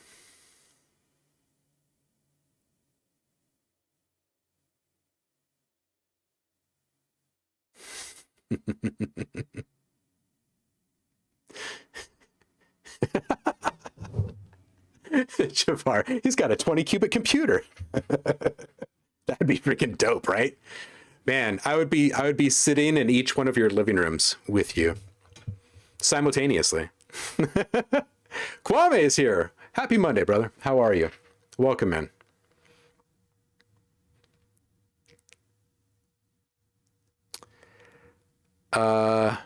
Zeep says, OhmLab, you got any of those courses? I need more. You know, I kind of pulled a lot of my courses right around the time that I was starting up these live streams. A lot of the old tutorials too. I've still got all the college curriculum sitting on drives. And there's no reason I couldn't. It's just that I pulled them all. Well, long story short, we're going to start offering a bunch of education stuff eventually through Sound On, which is the company that we've set up for the parent company for Audio Design Desk. Because with a DAW comes the need for certification programs and yada, yada, yada, yada, yada. So there will be music production courses, beat making courses, post-production courses, sound design courses, engineering courses, sync courses. There will be all sorts of stuff, and not all of it will be canned. Some of these things will be live seminars or workshops, and with groups with shared materials in kind of a collaborative environment, but all that stuff is still a ways off. And as Saf can attest to, like, Saf is one of the few people that still is hanging in and getting, paying the time and waiting to get get the sessions in. It takes a long time. I've basically had to turn everyone away for the past several months. Just very, very busy.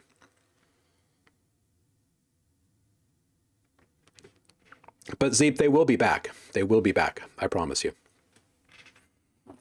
Seago says, I miss learning music theory. Oh, man. Yeah, Kwame, this would be great to map with a joystick. And you know what? I will usually just map these to knobs, which I may end up doing for this. I was just kind of hoping to knock out a few of these quickly. That's all. Yes, Nano, it is Saffron's birthday.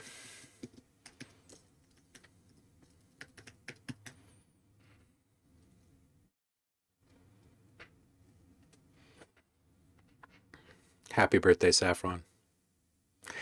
Ancestor Wang, hello, can you please listen to, but from minute 8:17 onwards, maybe you'll get some insights into the work. Yeah, we could do that.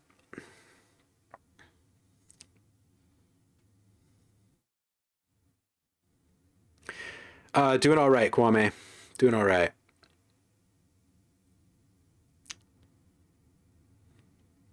Kwame, you are always welcome, homie. You are always welcome. Speaking of trackball MIDI interface, well, holidays are coming, right? I actually haven't even opened this yet. You guys can watch me open this. I ordered this thing for Nico. This thing was made for a very short period of time. And I just had the winning bid on this thing. There's only a few of them in circulation, apparently, because they were only made for a small window of time.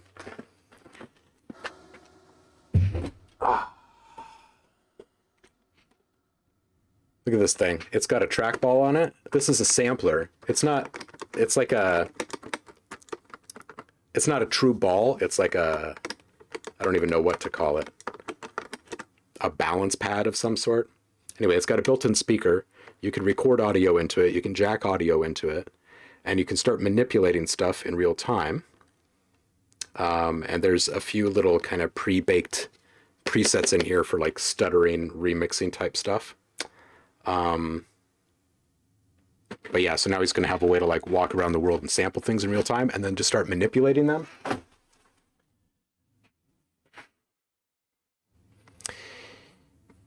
He's going to be so much cooler than I ever could be.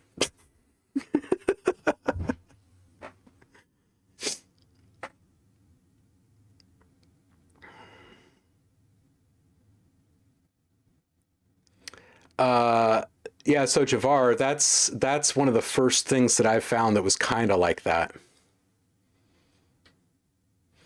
Yeah, yeah. Saffron can attest to the fact that I'm always busy. Ooh, Zamertz staying up for the meteor shower. Yeah, Nico's first SP404. Okay, so yeah, he's going to be cooler than all of us. You are absolutely correct, Seep. He really is. He already is cooler than me. Yeah, so he's going to have that. I was going to get him some kind of like old Roland thing, and then it hit me that like he would be absolutely crushed if his little hands dropped that thing while he was doing something really cool.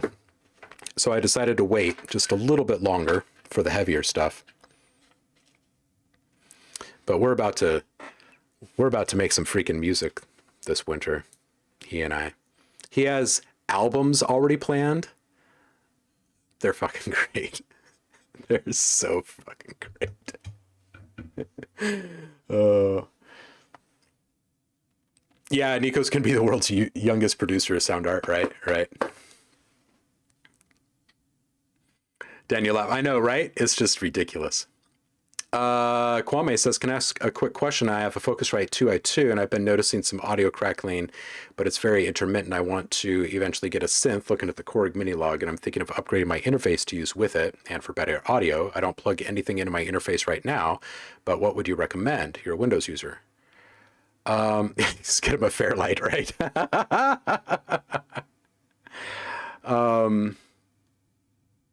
Yeah, Zameritz is correct. I'd try changing sample rates just to make sure, because the 2i2 is actually pretty decent and you probably don't need to change. What is this that Paul has clicked on? Oh my God, look at this. Yeah, this, according to him, would be too far under his pay grade. I was asking him, like, what kind of stuff do you want? You know, and of course his response is, I want the stuff in your studio. Like, that's what I really want. And when I ask him outright, like, what is it that you really want to make? And he says, I don't want to make music that little kids would make. I want to make grown-up music like we already make. And I'm like, and that sounds like me when I was young. Like, don't talk down to me. That kind of thing. Like, I'm capable of this, which I truly appreciate and can understand. Is it a new 2i2 or one of the original old ones? That is also a good question. But good for circuit bending indeed. That's exactly what I was thinking with this thing, is like, as soon as he feels like he's outgrown it, because it has limits, right? We will crack this open and I'll teach him how to circuit bend with this thing. But it's going to be fun.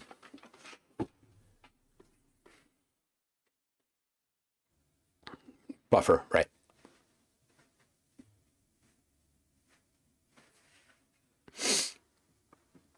Wise old soul would choose you. Well, thank you, Heidi. It's a 3rd gen 2i2. Yeah, so you should actually be really good, Kwame. If you're getting anything that's odd in there, you might want to check cables. But if you're not really using your interface for anything else, I would say save that money, homie. He wants to make Disney movies to attract preteen women. Oh my goodness. He did tell me this weekend that he's going to have 80 children, though. He started putting some of his earliest books into a box. He said, this is a memory box, so my kids can have these books when I grow up. And I said, oh, you're going to have kids? And he said, yep, I'm going to have 80 of them.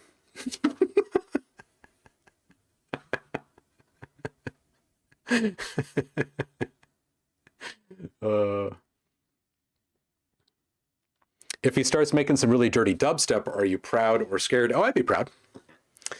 Would I be able to use a synth with it? There's no MIDI on the 2i2, right?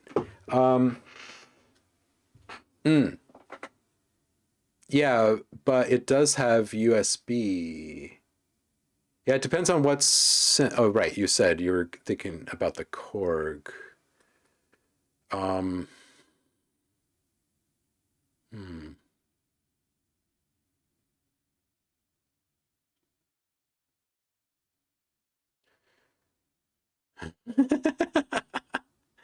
Yeah, Saf, right?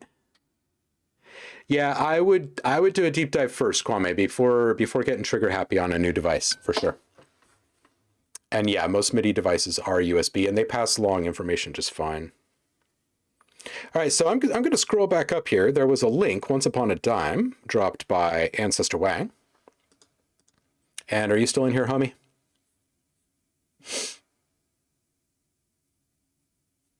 Actually, I don't even see Ancestor Wang in the chat right now, so...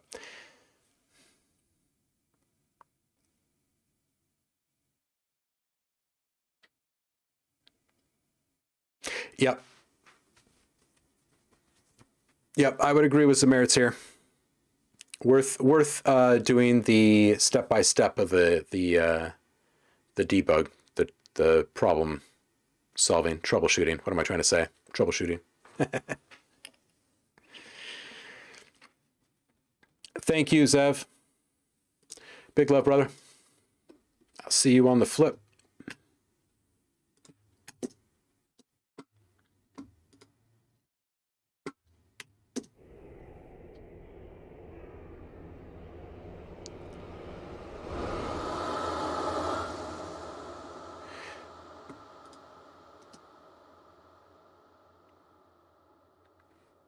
Balanced with some serious blue, huh? Hey, Blackberry Jam. Welcome in, brother. Happy Monday to you. Hope you had a good weekend. Trouble solving.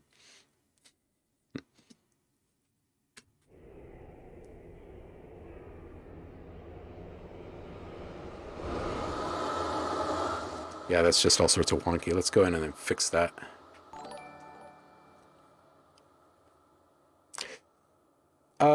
Sieger sounds. Welcome in and thank you so much for the follow. I appreciate it. Not really liking.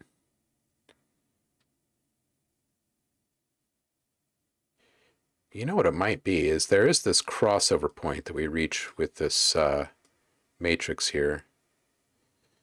Might actually just have to go a little bit earlier and chop it short. I think I remember doing this with the last one.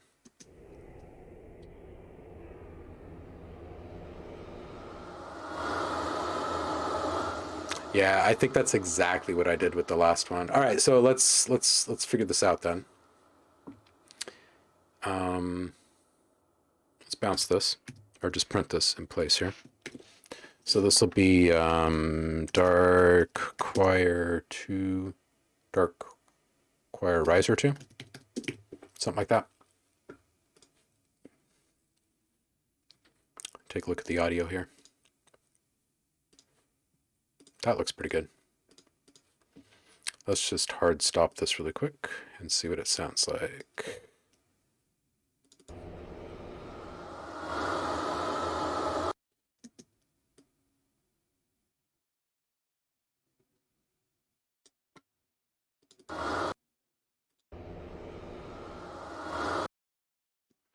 That's close. I wish there was a little bit better control possible with it, but we can't have everything.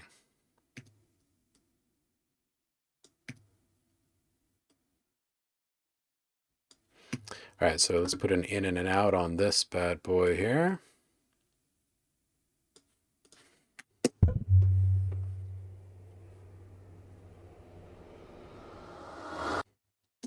Almost. Not quite as drastic.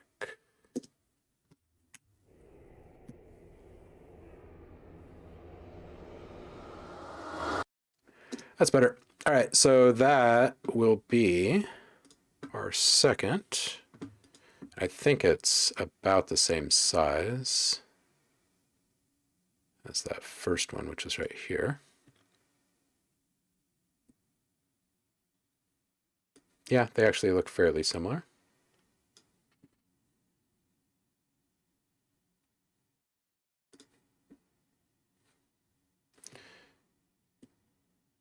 Let's just try this one out in that place.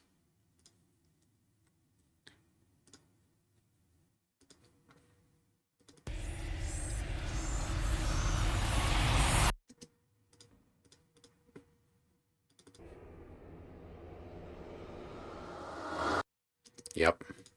Okay, so then we're also going to need one that's even more intense. I want at least 3 steps of intensity for each one of these. So I guess I'll keep my instrument here and swap out the sounds and get another one.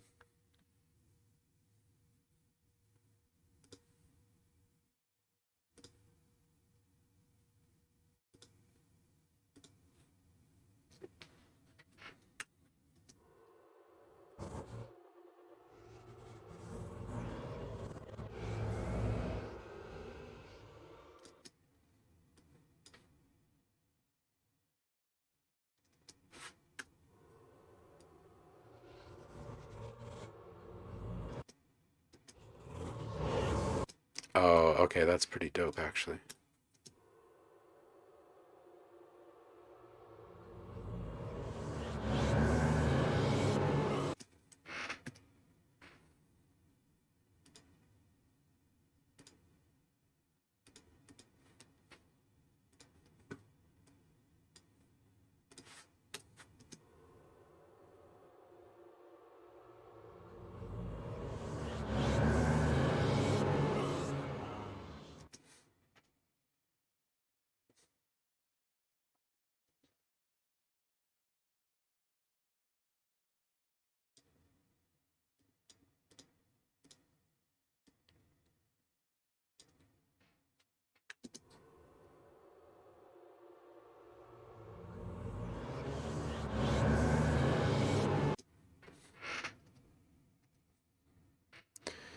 something else is happening here.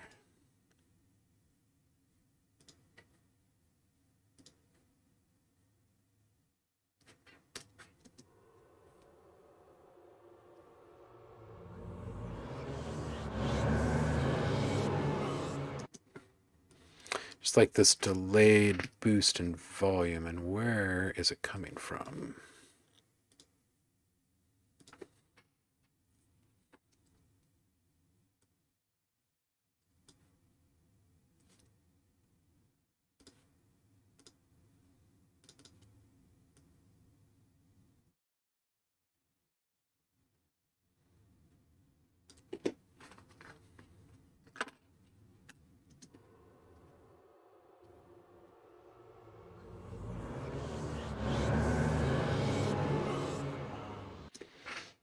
Oh, that's really a shame. I don't understand where that disconnect is coming from. Oh! Oh! Well, look at that.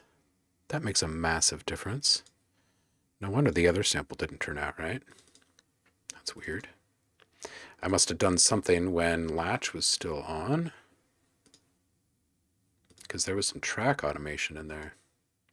All right, well, that mystery is solved. Now I bet this is going to be perfectly smooth. Should go back and rebounce the other one.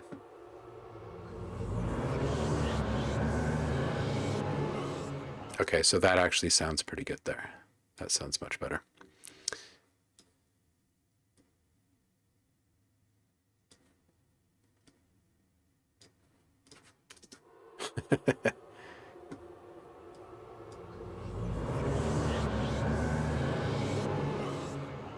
All right, and this is the Y, so I need to be on X, and let's bring this down just a little bit.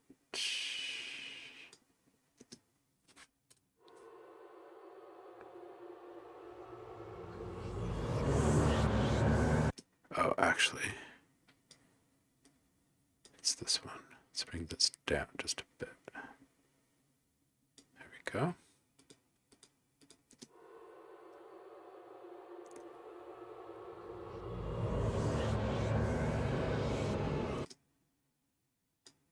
Okay, so somewhere right in here. So we're going to bounce this. We're going to layer in a little white riser with some of these.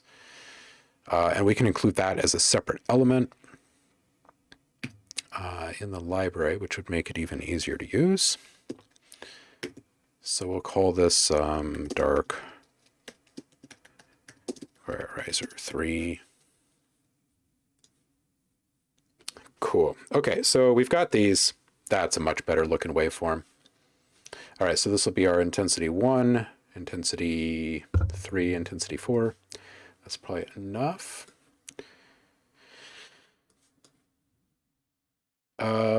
Okay, so we need a swell or something in there as well still. I made that thing inside of pigments earlier. Let's actually call this pigments, so I can keep track of all of this before I bounce it. Okay, and this is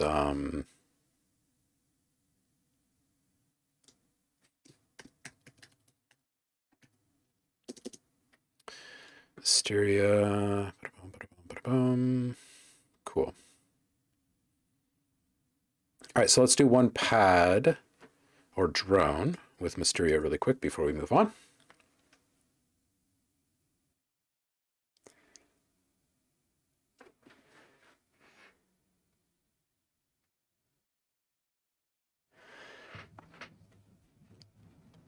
Oh, good. I'm glad I got your name right, Seizure. Absolutely, that's a cool cool handle. Good to hear it, Blackberry.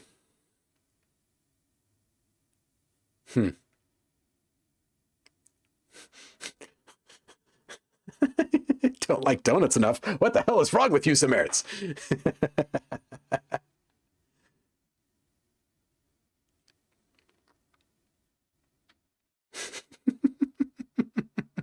Legally, they can legally.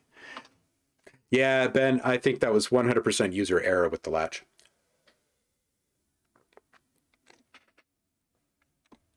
Yeah, that's true. They do have some cool crossfade settings too.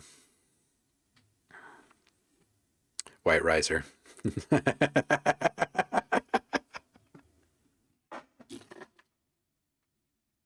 Whiskey Hip Flash at the Ready and Telescope. Is that a band name? Or is that the first album name for White Riser? All right, back to this. Let's do a quick drone out of this. So we can go ahead and let's just get rid of this and give ourselves a good like 16 bars or so to play with. Maybe a little bit more.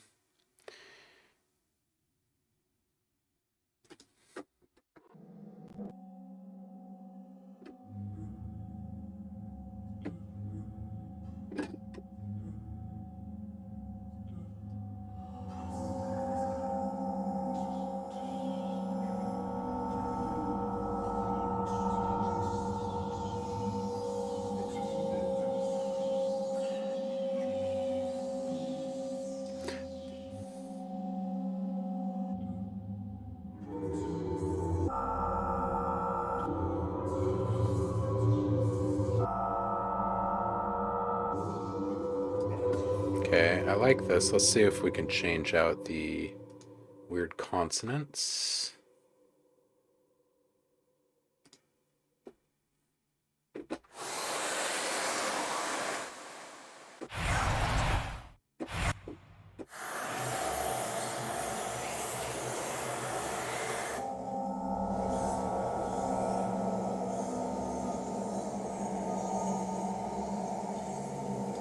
Okay, this will probably be good.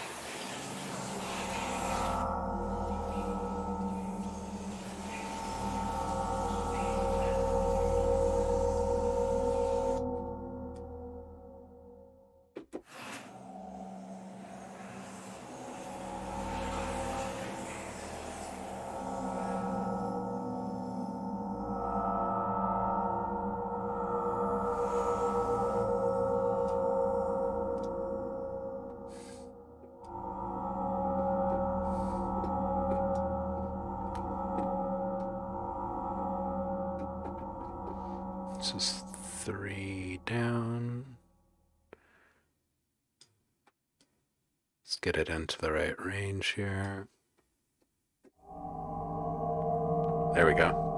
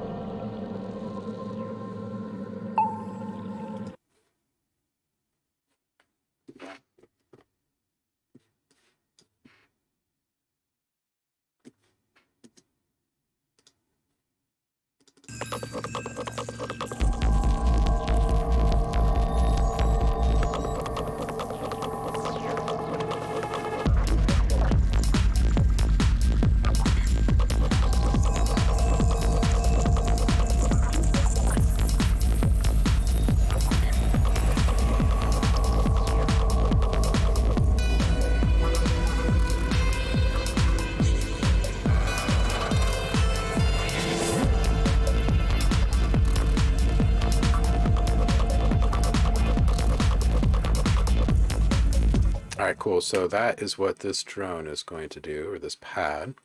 It's going to kind of move around. Move this way the hell over here. Okay, so we're going to want it to move like every 4 bars or so. So in 16 bars, we would hit 4 small swells. Is that too rapid?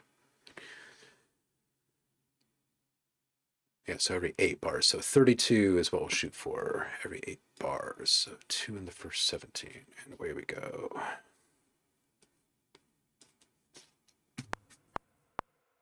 Oh, except we're going to do latch right from the very beginning on this one. Switch this over.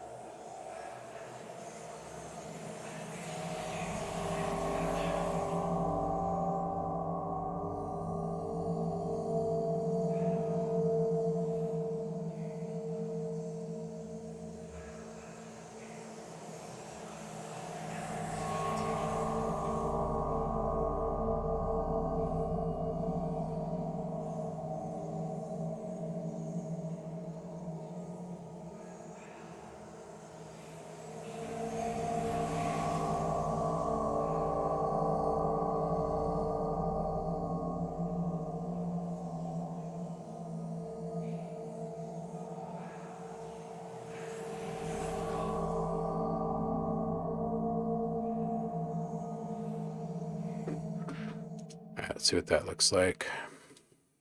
Switch this back to read.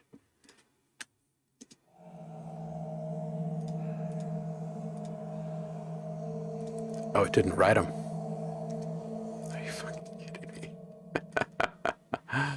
It wrote all the aftertouch and it didn't write any of the others. That makes no sense. Come on now.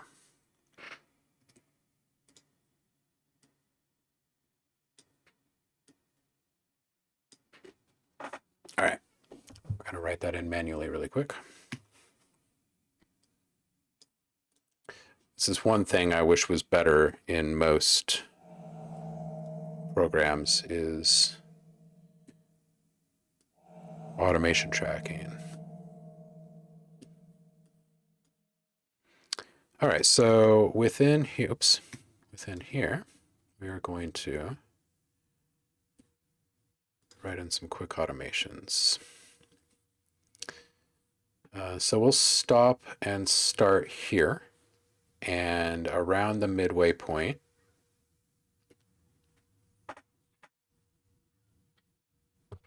one, two, 1, 2.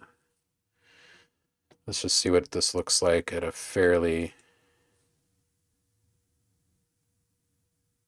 simple design. Oh, and I want to bring this back here. Okay.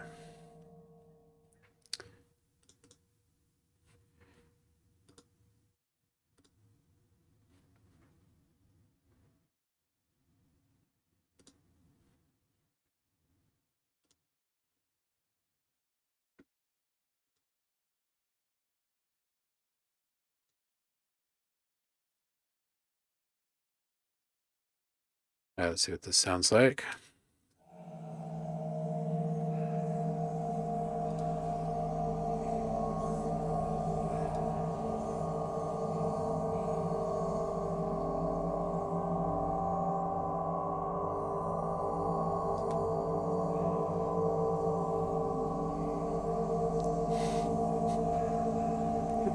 Giddy Up would be a great first album name. Trouble Giver.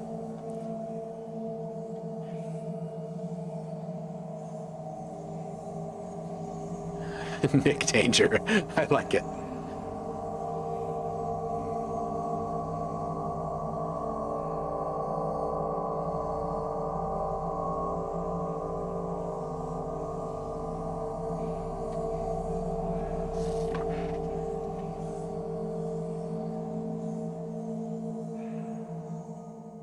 Okay, pretty good. But now I just want to have all of this be just a bit more dramatic.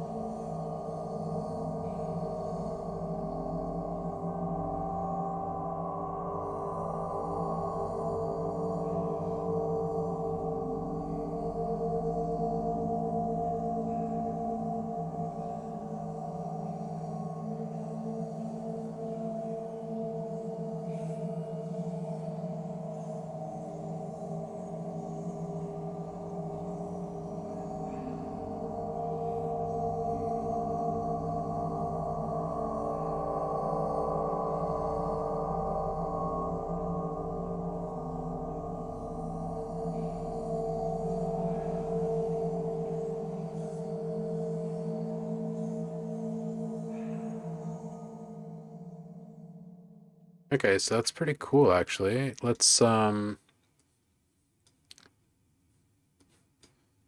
that over. Oops.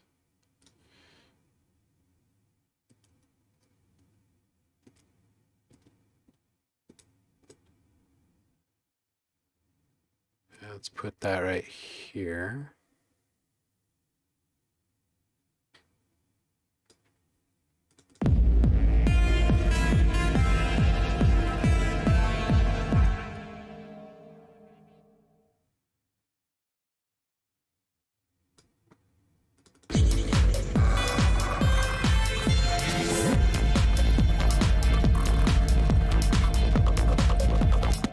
It doesn't sound right drop down like that. Why is that?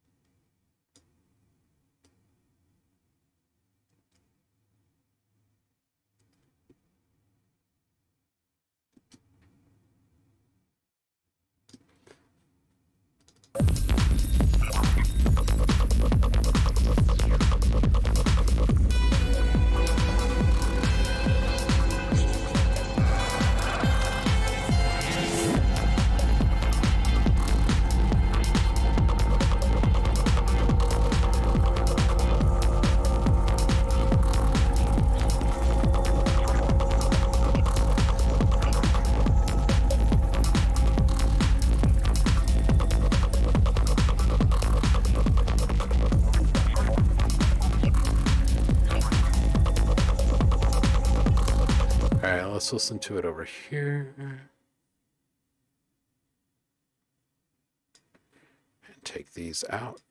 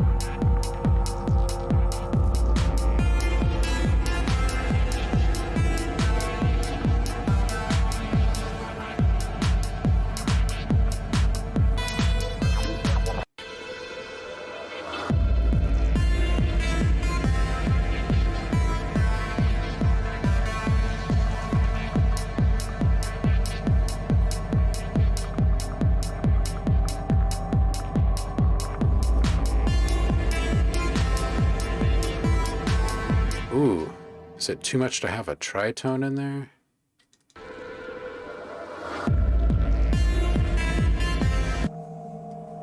Is that too dark?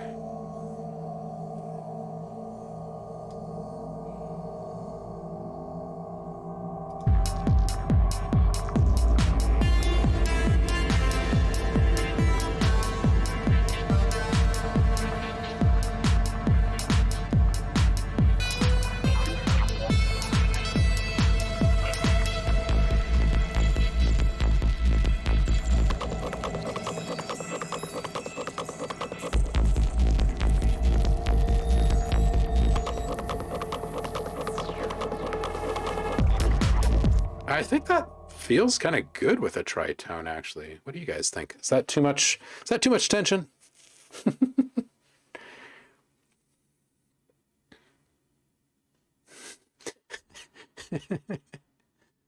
Psytrance in a box.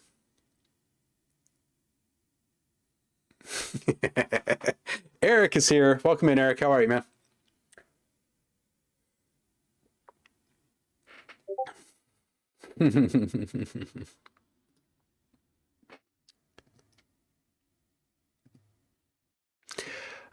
Well, Ableton does have those different automation modes. I think all DAWs do. It's just a matter of how you're engaging with your DAW and what you want it to do.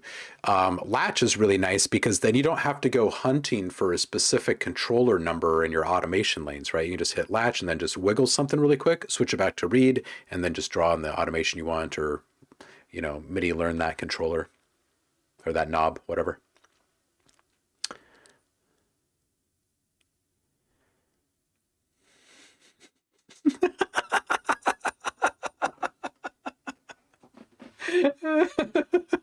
This clearly looks like the aftermath of an extroverted orange violet on the verge of a yellow-green awakening.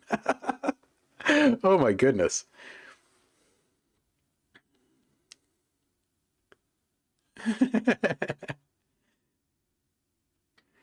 Any advice on ear fatigue? Yeah, take breaks.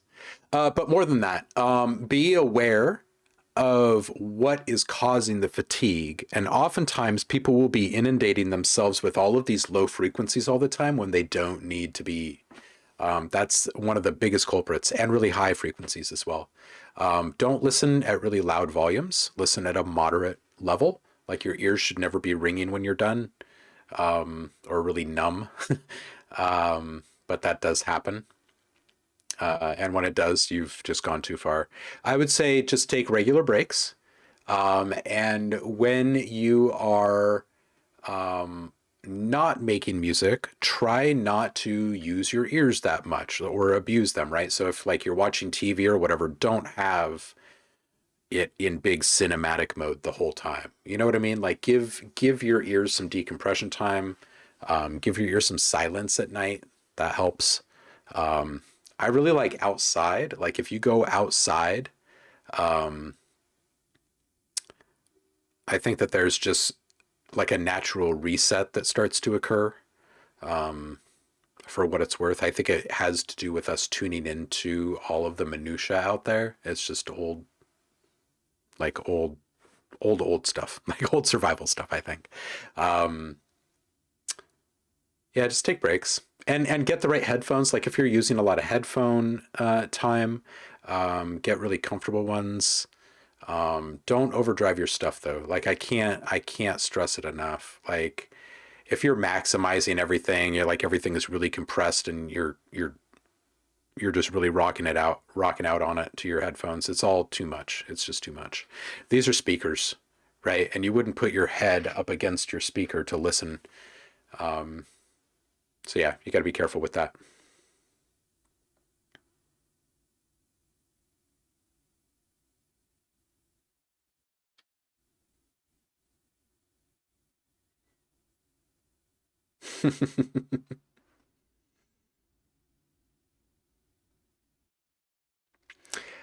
Yeah, second pair and switching between them frequently. Yeah, yeah.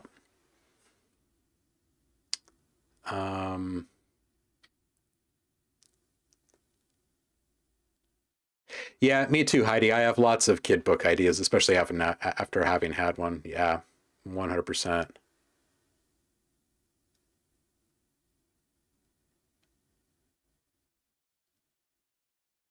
Yeah, I agree with what BlackBerry is saying too. I very, very rarely have any kind of earbuds in my ear.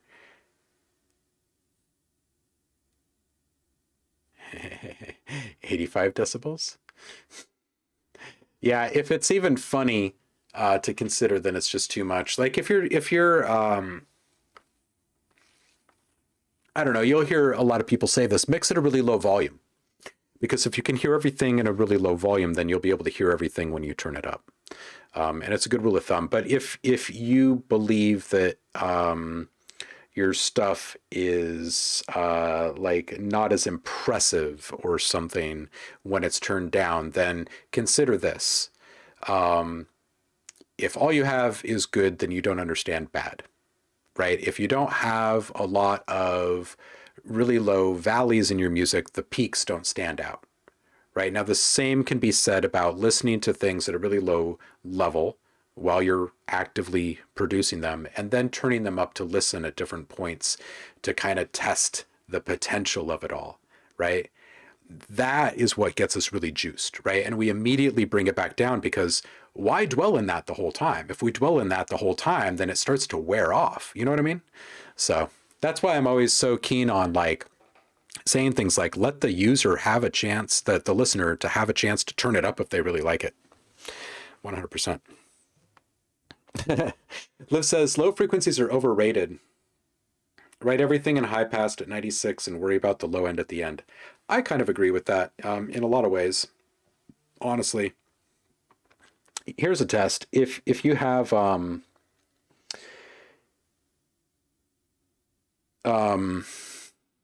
as I'm about to say, sorry, I got a little distracted by a message coming in. The hell was I about to say? Oh, if you have like a sound bar or a subwoofer, right? If you have a subwoofer on your like entertainment system in your living room or something, right? And you don't have good sub monitoring in the room that you work on your music in, and you send that out to the other system and you listen to it, it's just really overwhelming. Do you have to turn down that sub bass to really hear all the upper stuff intelligently, right? Like or intelligibly. There's just too much that can go wrong once you add a bunch of low end, for what it's worth. And it's just really taxing.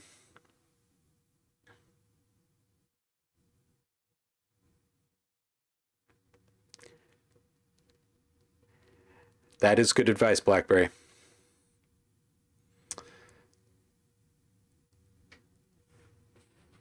Semi-open backed, absolutely.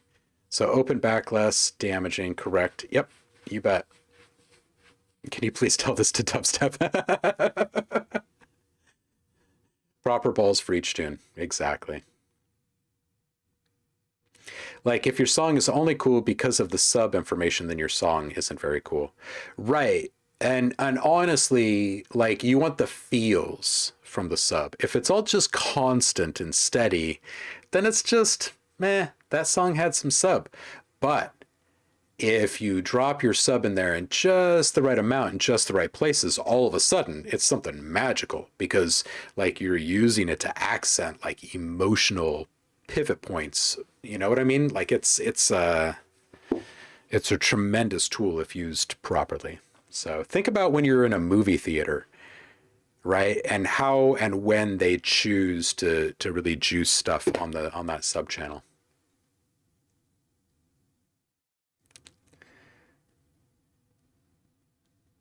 Oh man, look at that. Look at that. Javar just asked for a discount and he got it. All relative to volume. This is true, BlackBerry. This is very, very true, right? That's your last holiday toy. What was it that you just grabbed, Javar? What was that?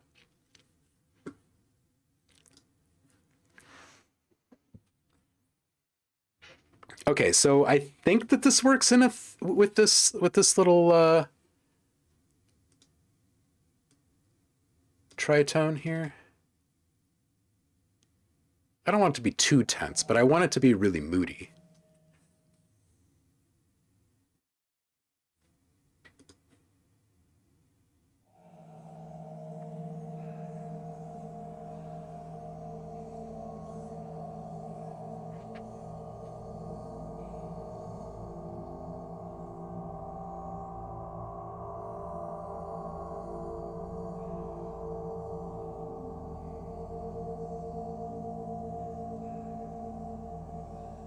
Yeah, okay, so now as is the way normally here, we would then take our source sound and start to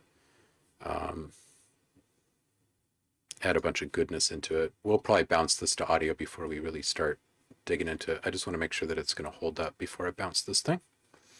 Let's do a little feedback on here, and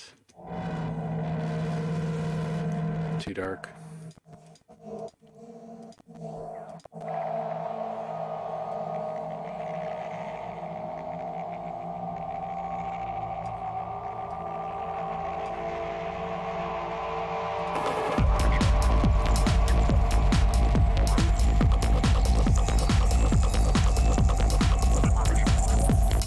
All right, so maybe if this thing had like a bit of a modulation on that high end there.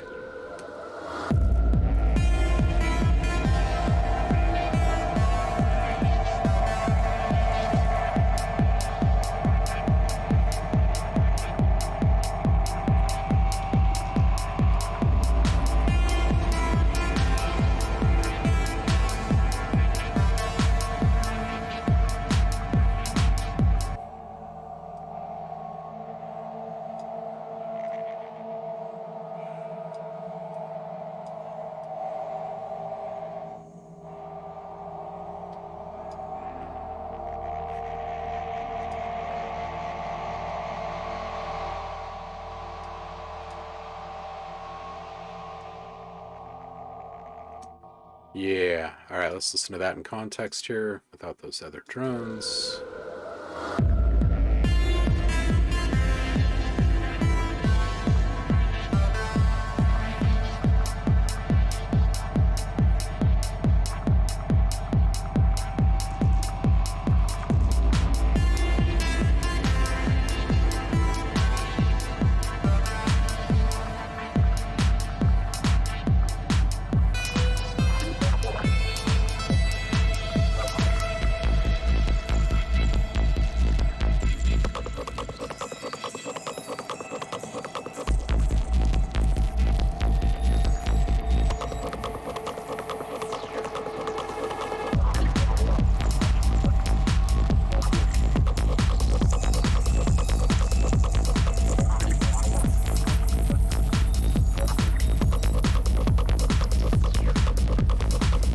All right, so this would probably be better actually if we were to sunset it around here.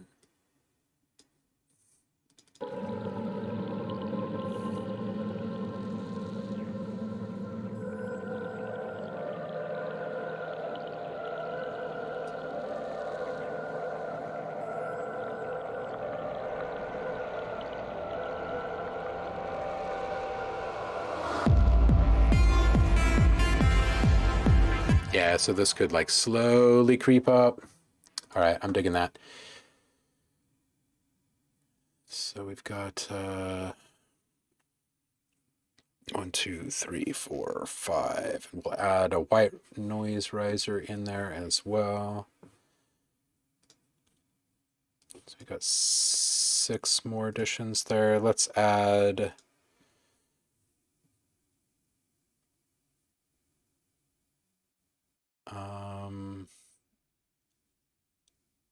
probably a couple of swells to the list for our next outing.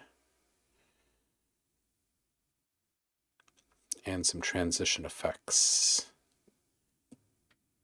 And another bass. So I'm going to make myself a couple of notes here. All right, so like at least 3 new basses. And transition effects, probably like 10 more. And what was the other thing I just said? Oh, swells.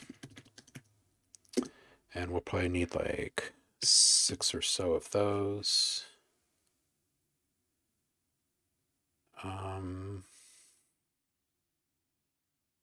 Oh yeah, and we need some mangled vocal transitions.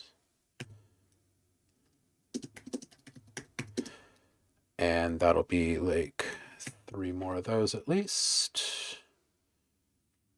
Oh, and then we'll need another lead too, won't we? We'll need alt leads times 3 probably. And then melodies we need like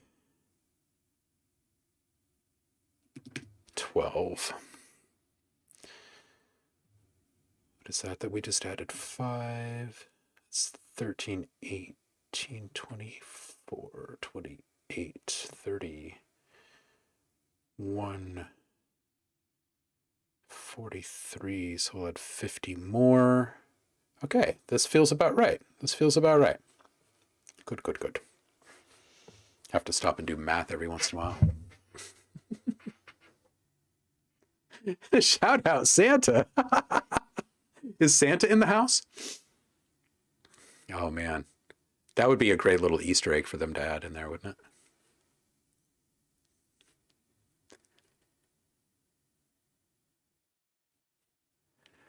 Oh, well, look at that. BlackBerry says just follow the safety standards, right? Like for noise.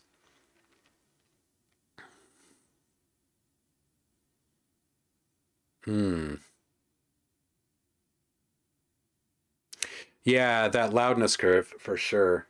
I think that it's also like it could just be hard because we start to acclimate to things so quickly. You know what I mean? Like we quickly lose sight of what something was previously after we've listened to it for a little while.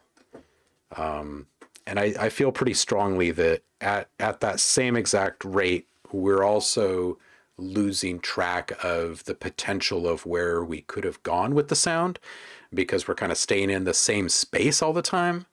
And I think it cheats us out of the opportunity for greater discovery, right? Because discovery is usually coming through play or randomness or inspiration, right? And yeah, the longer you stay in any one mode, the less likely you are to traipse into that. So, hey, cardio is now on. Well, I guess that means my job here is done.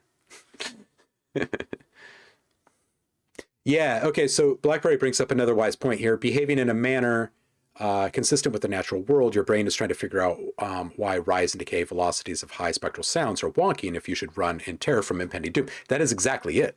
Like, this is all part of the bigger psychoacoustic conversation and like the psychological impact of these things, and why things like pre-delay are really important when it comes to reverb, right? It's so important because you don't want your brain to call phooey on things when you're trying to suck someone in.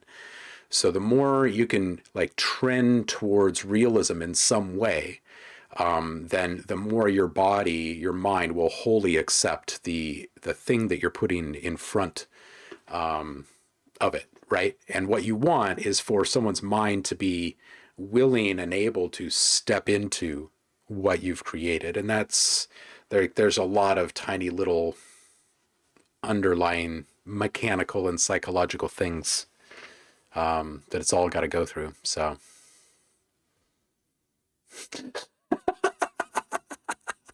Purple says, I'm leaving out milk jugs of water and asking for wine. Oh, that's awesome. Oh, man. OSHA called. They said you have to turn it down. Oh, that's awesome. All right, Liv, I think we're going to come raid you now.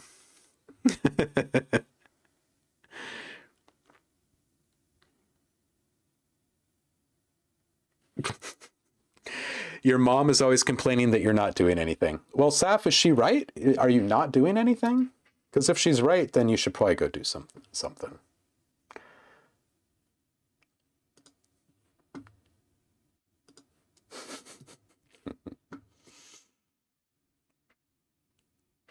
Saf, I will reach out to you about scheduling as quickly as I can so we can get that sorted. And the rest of you, I will see you soon. I'm going to find Liv over here in my other browser.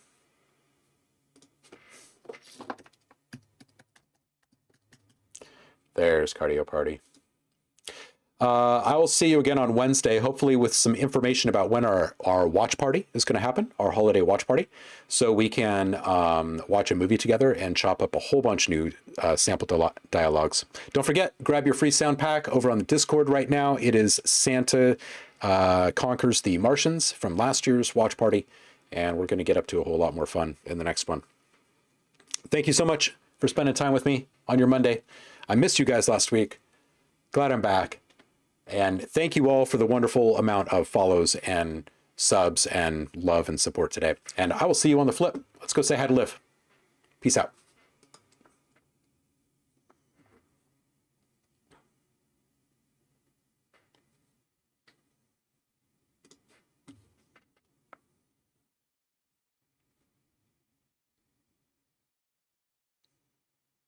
Ohmies. Chris, I would just like to say that I missed you too last week. Because, like, Damien hasn't been streaming because his December is just, like, balls to the wall. And then you weren't streaming, and I was like, where are my friends?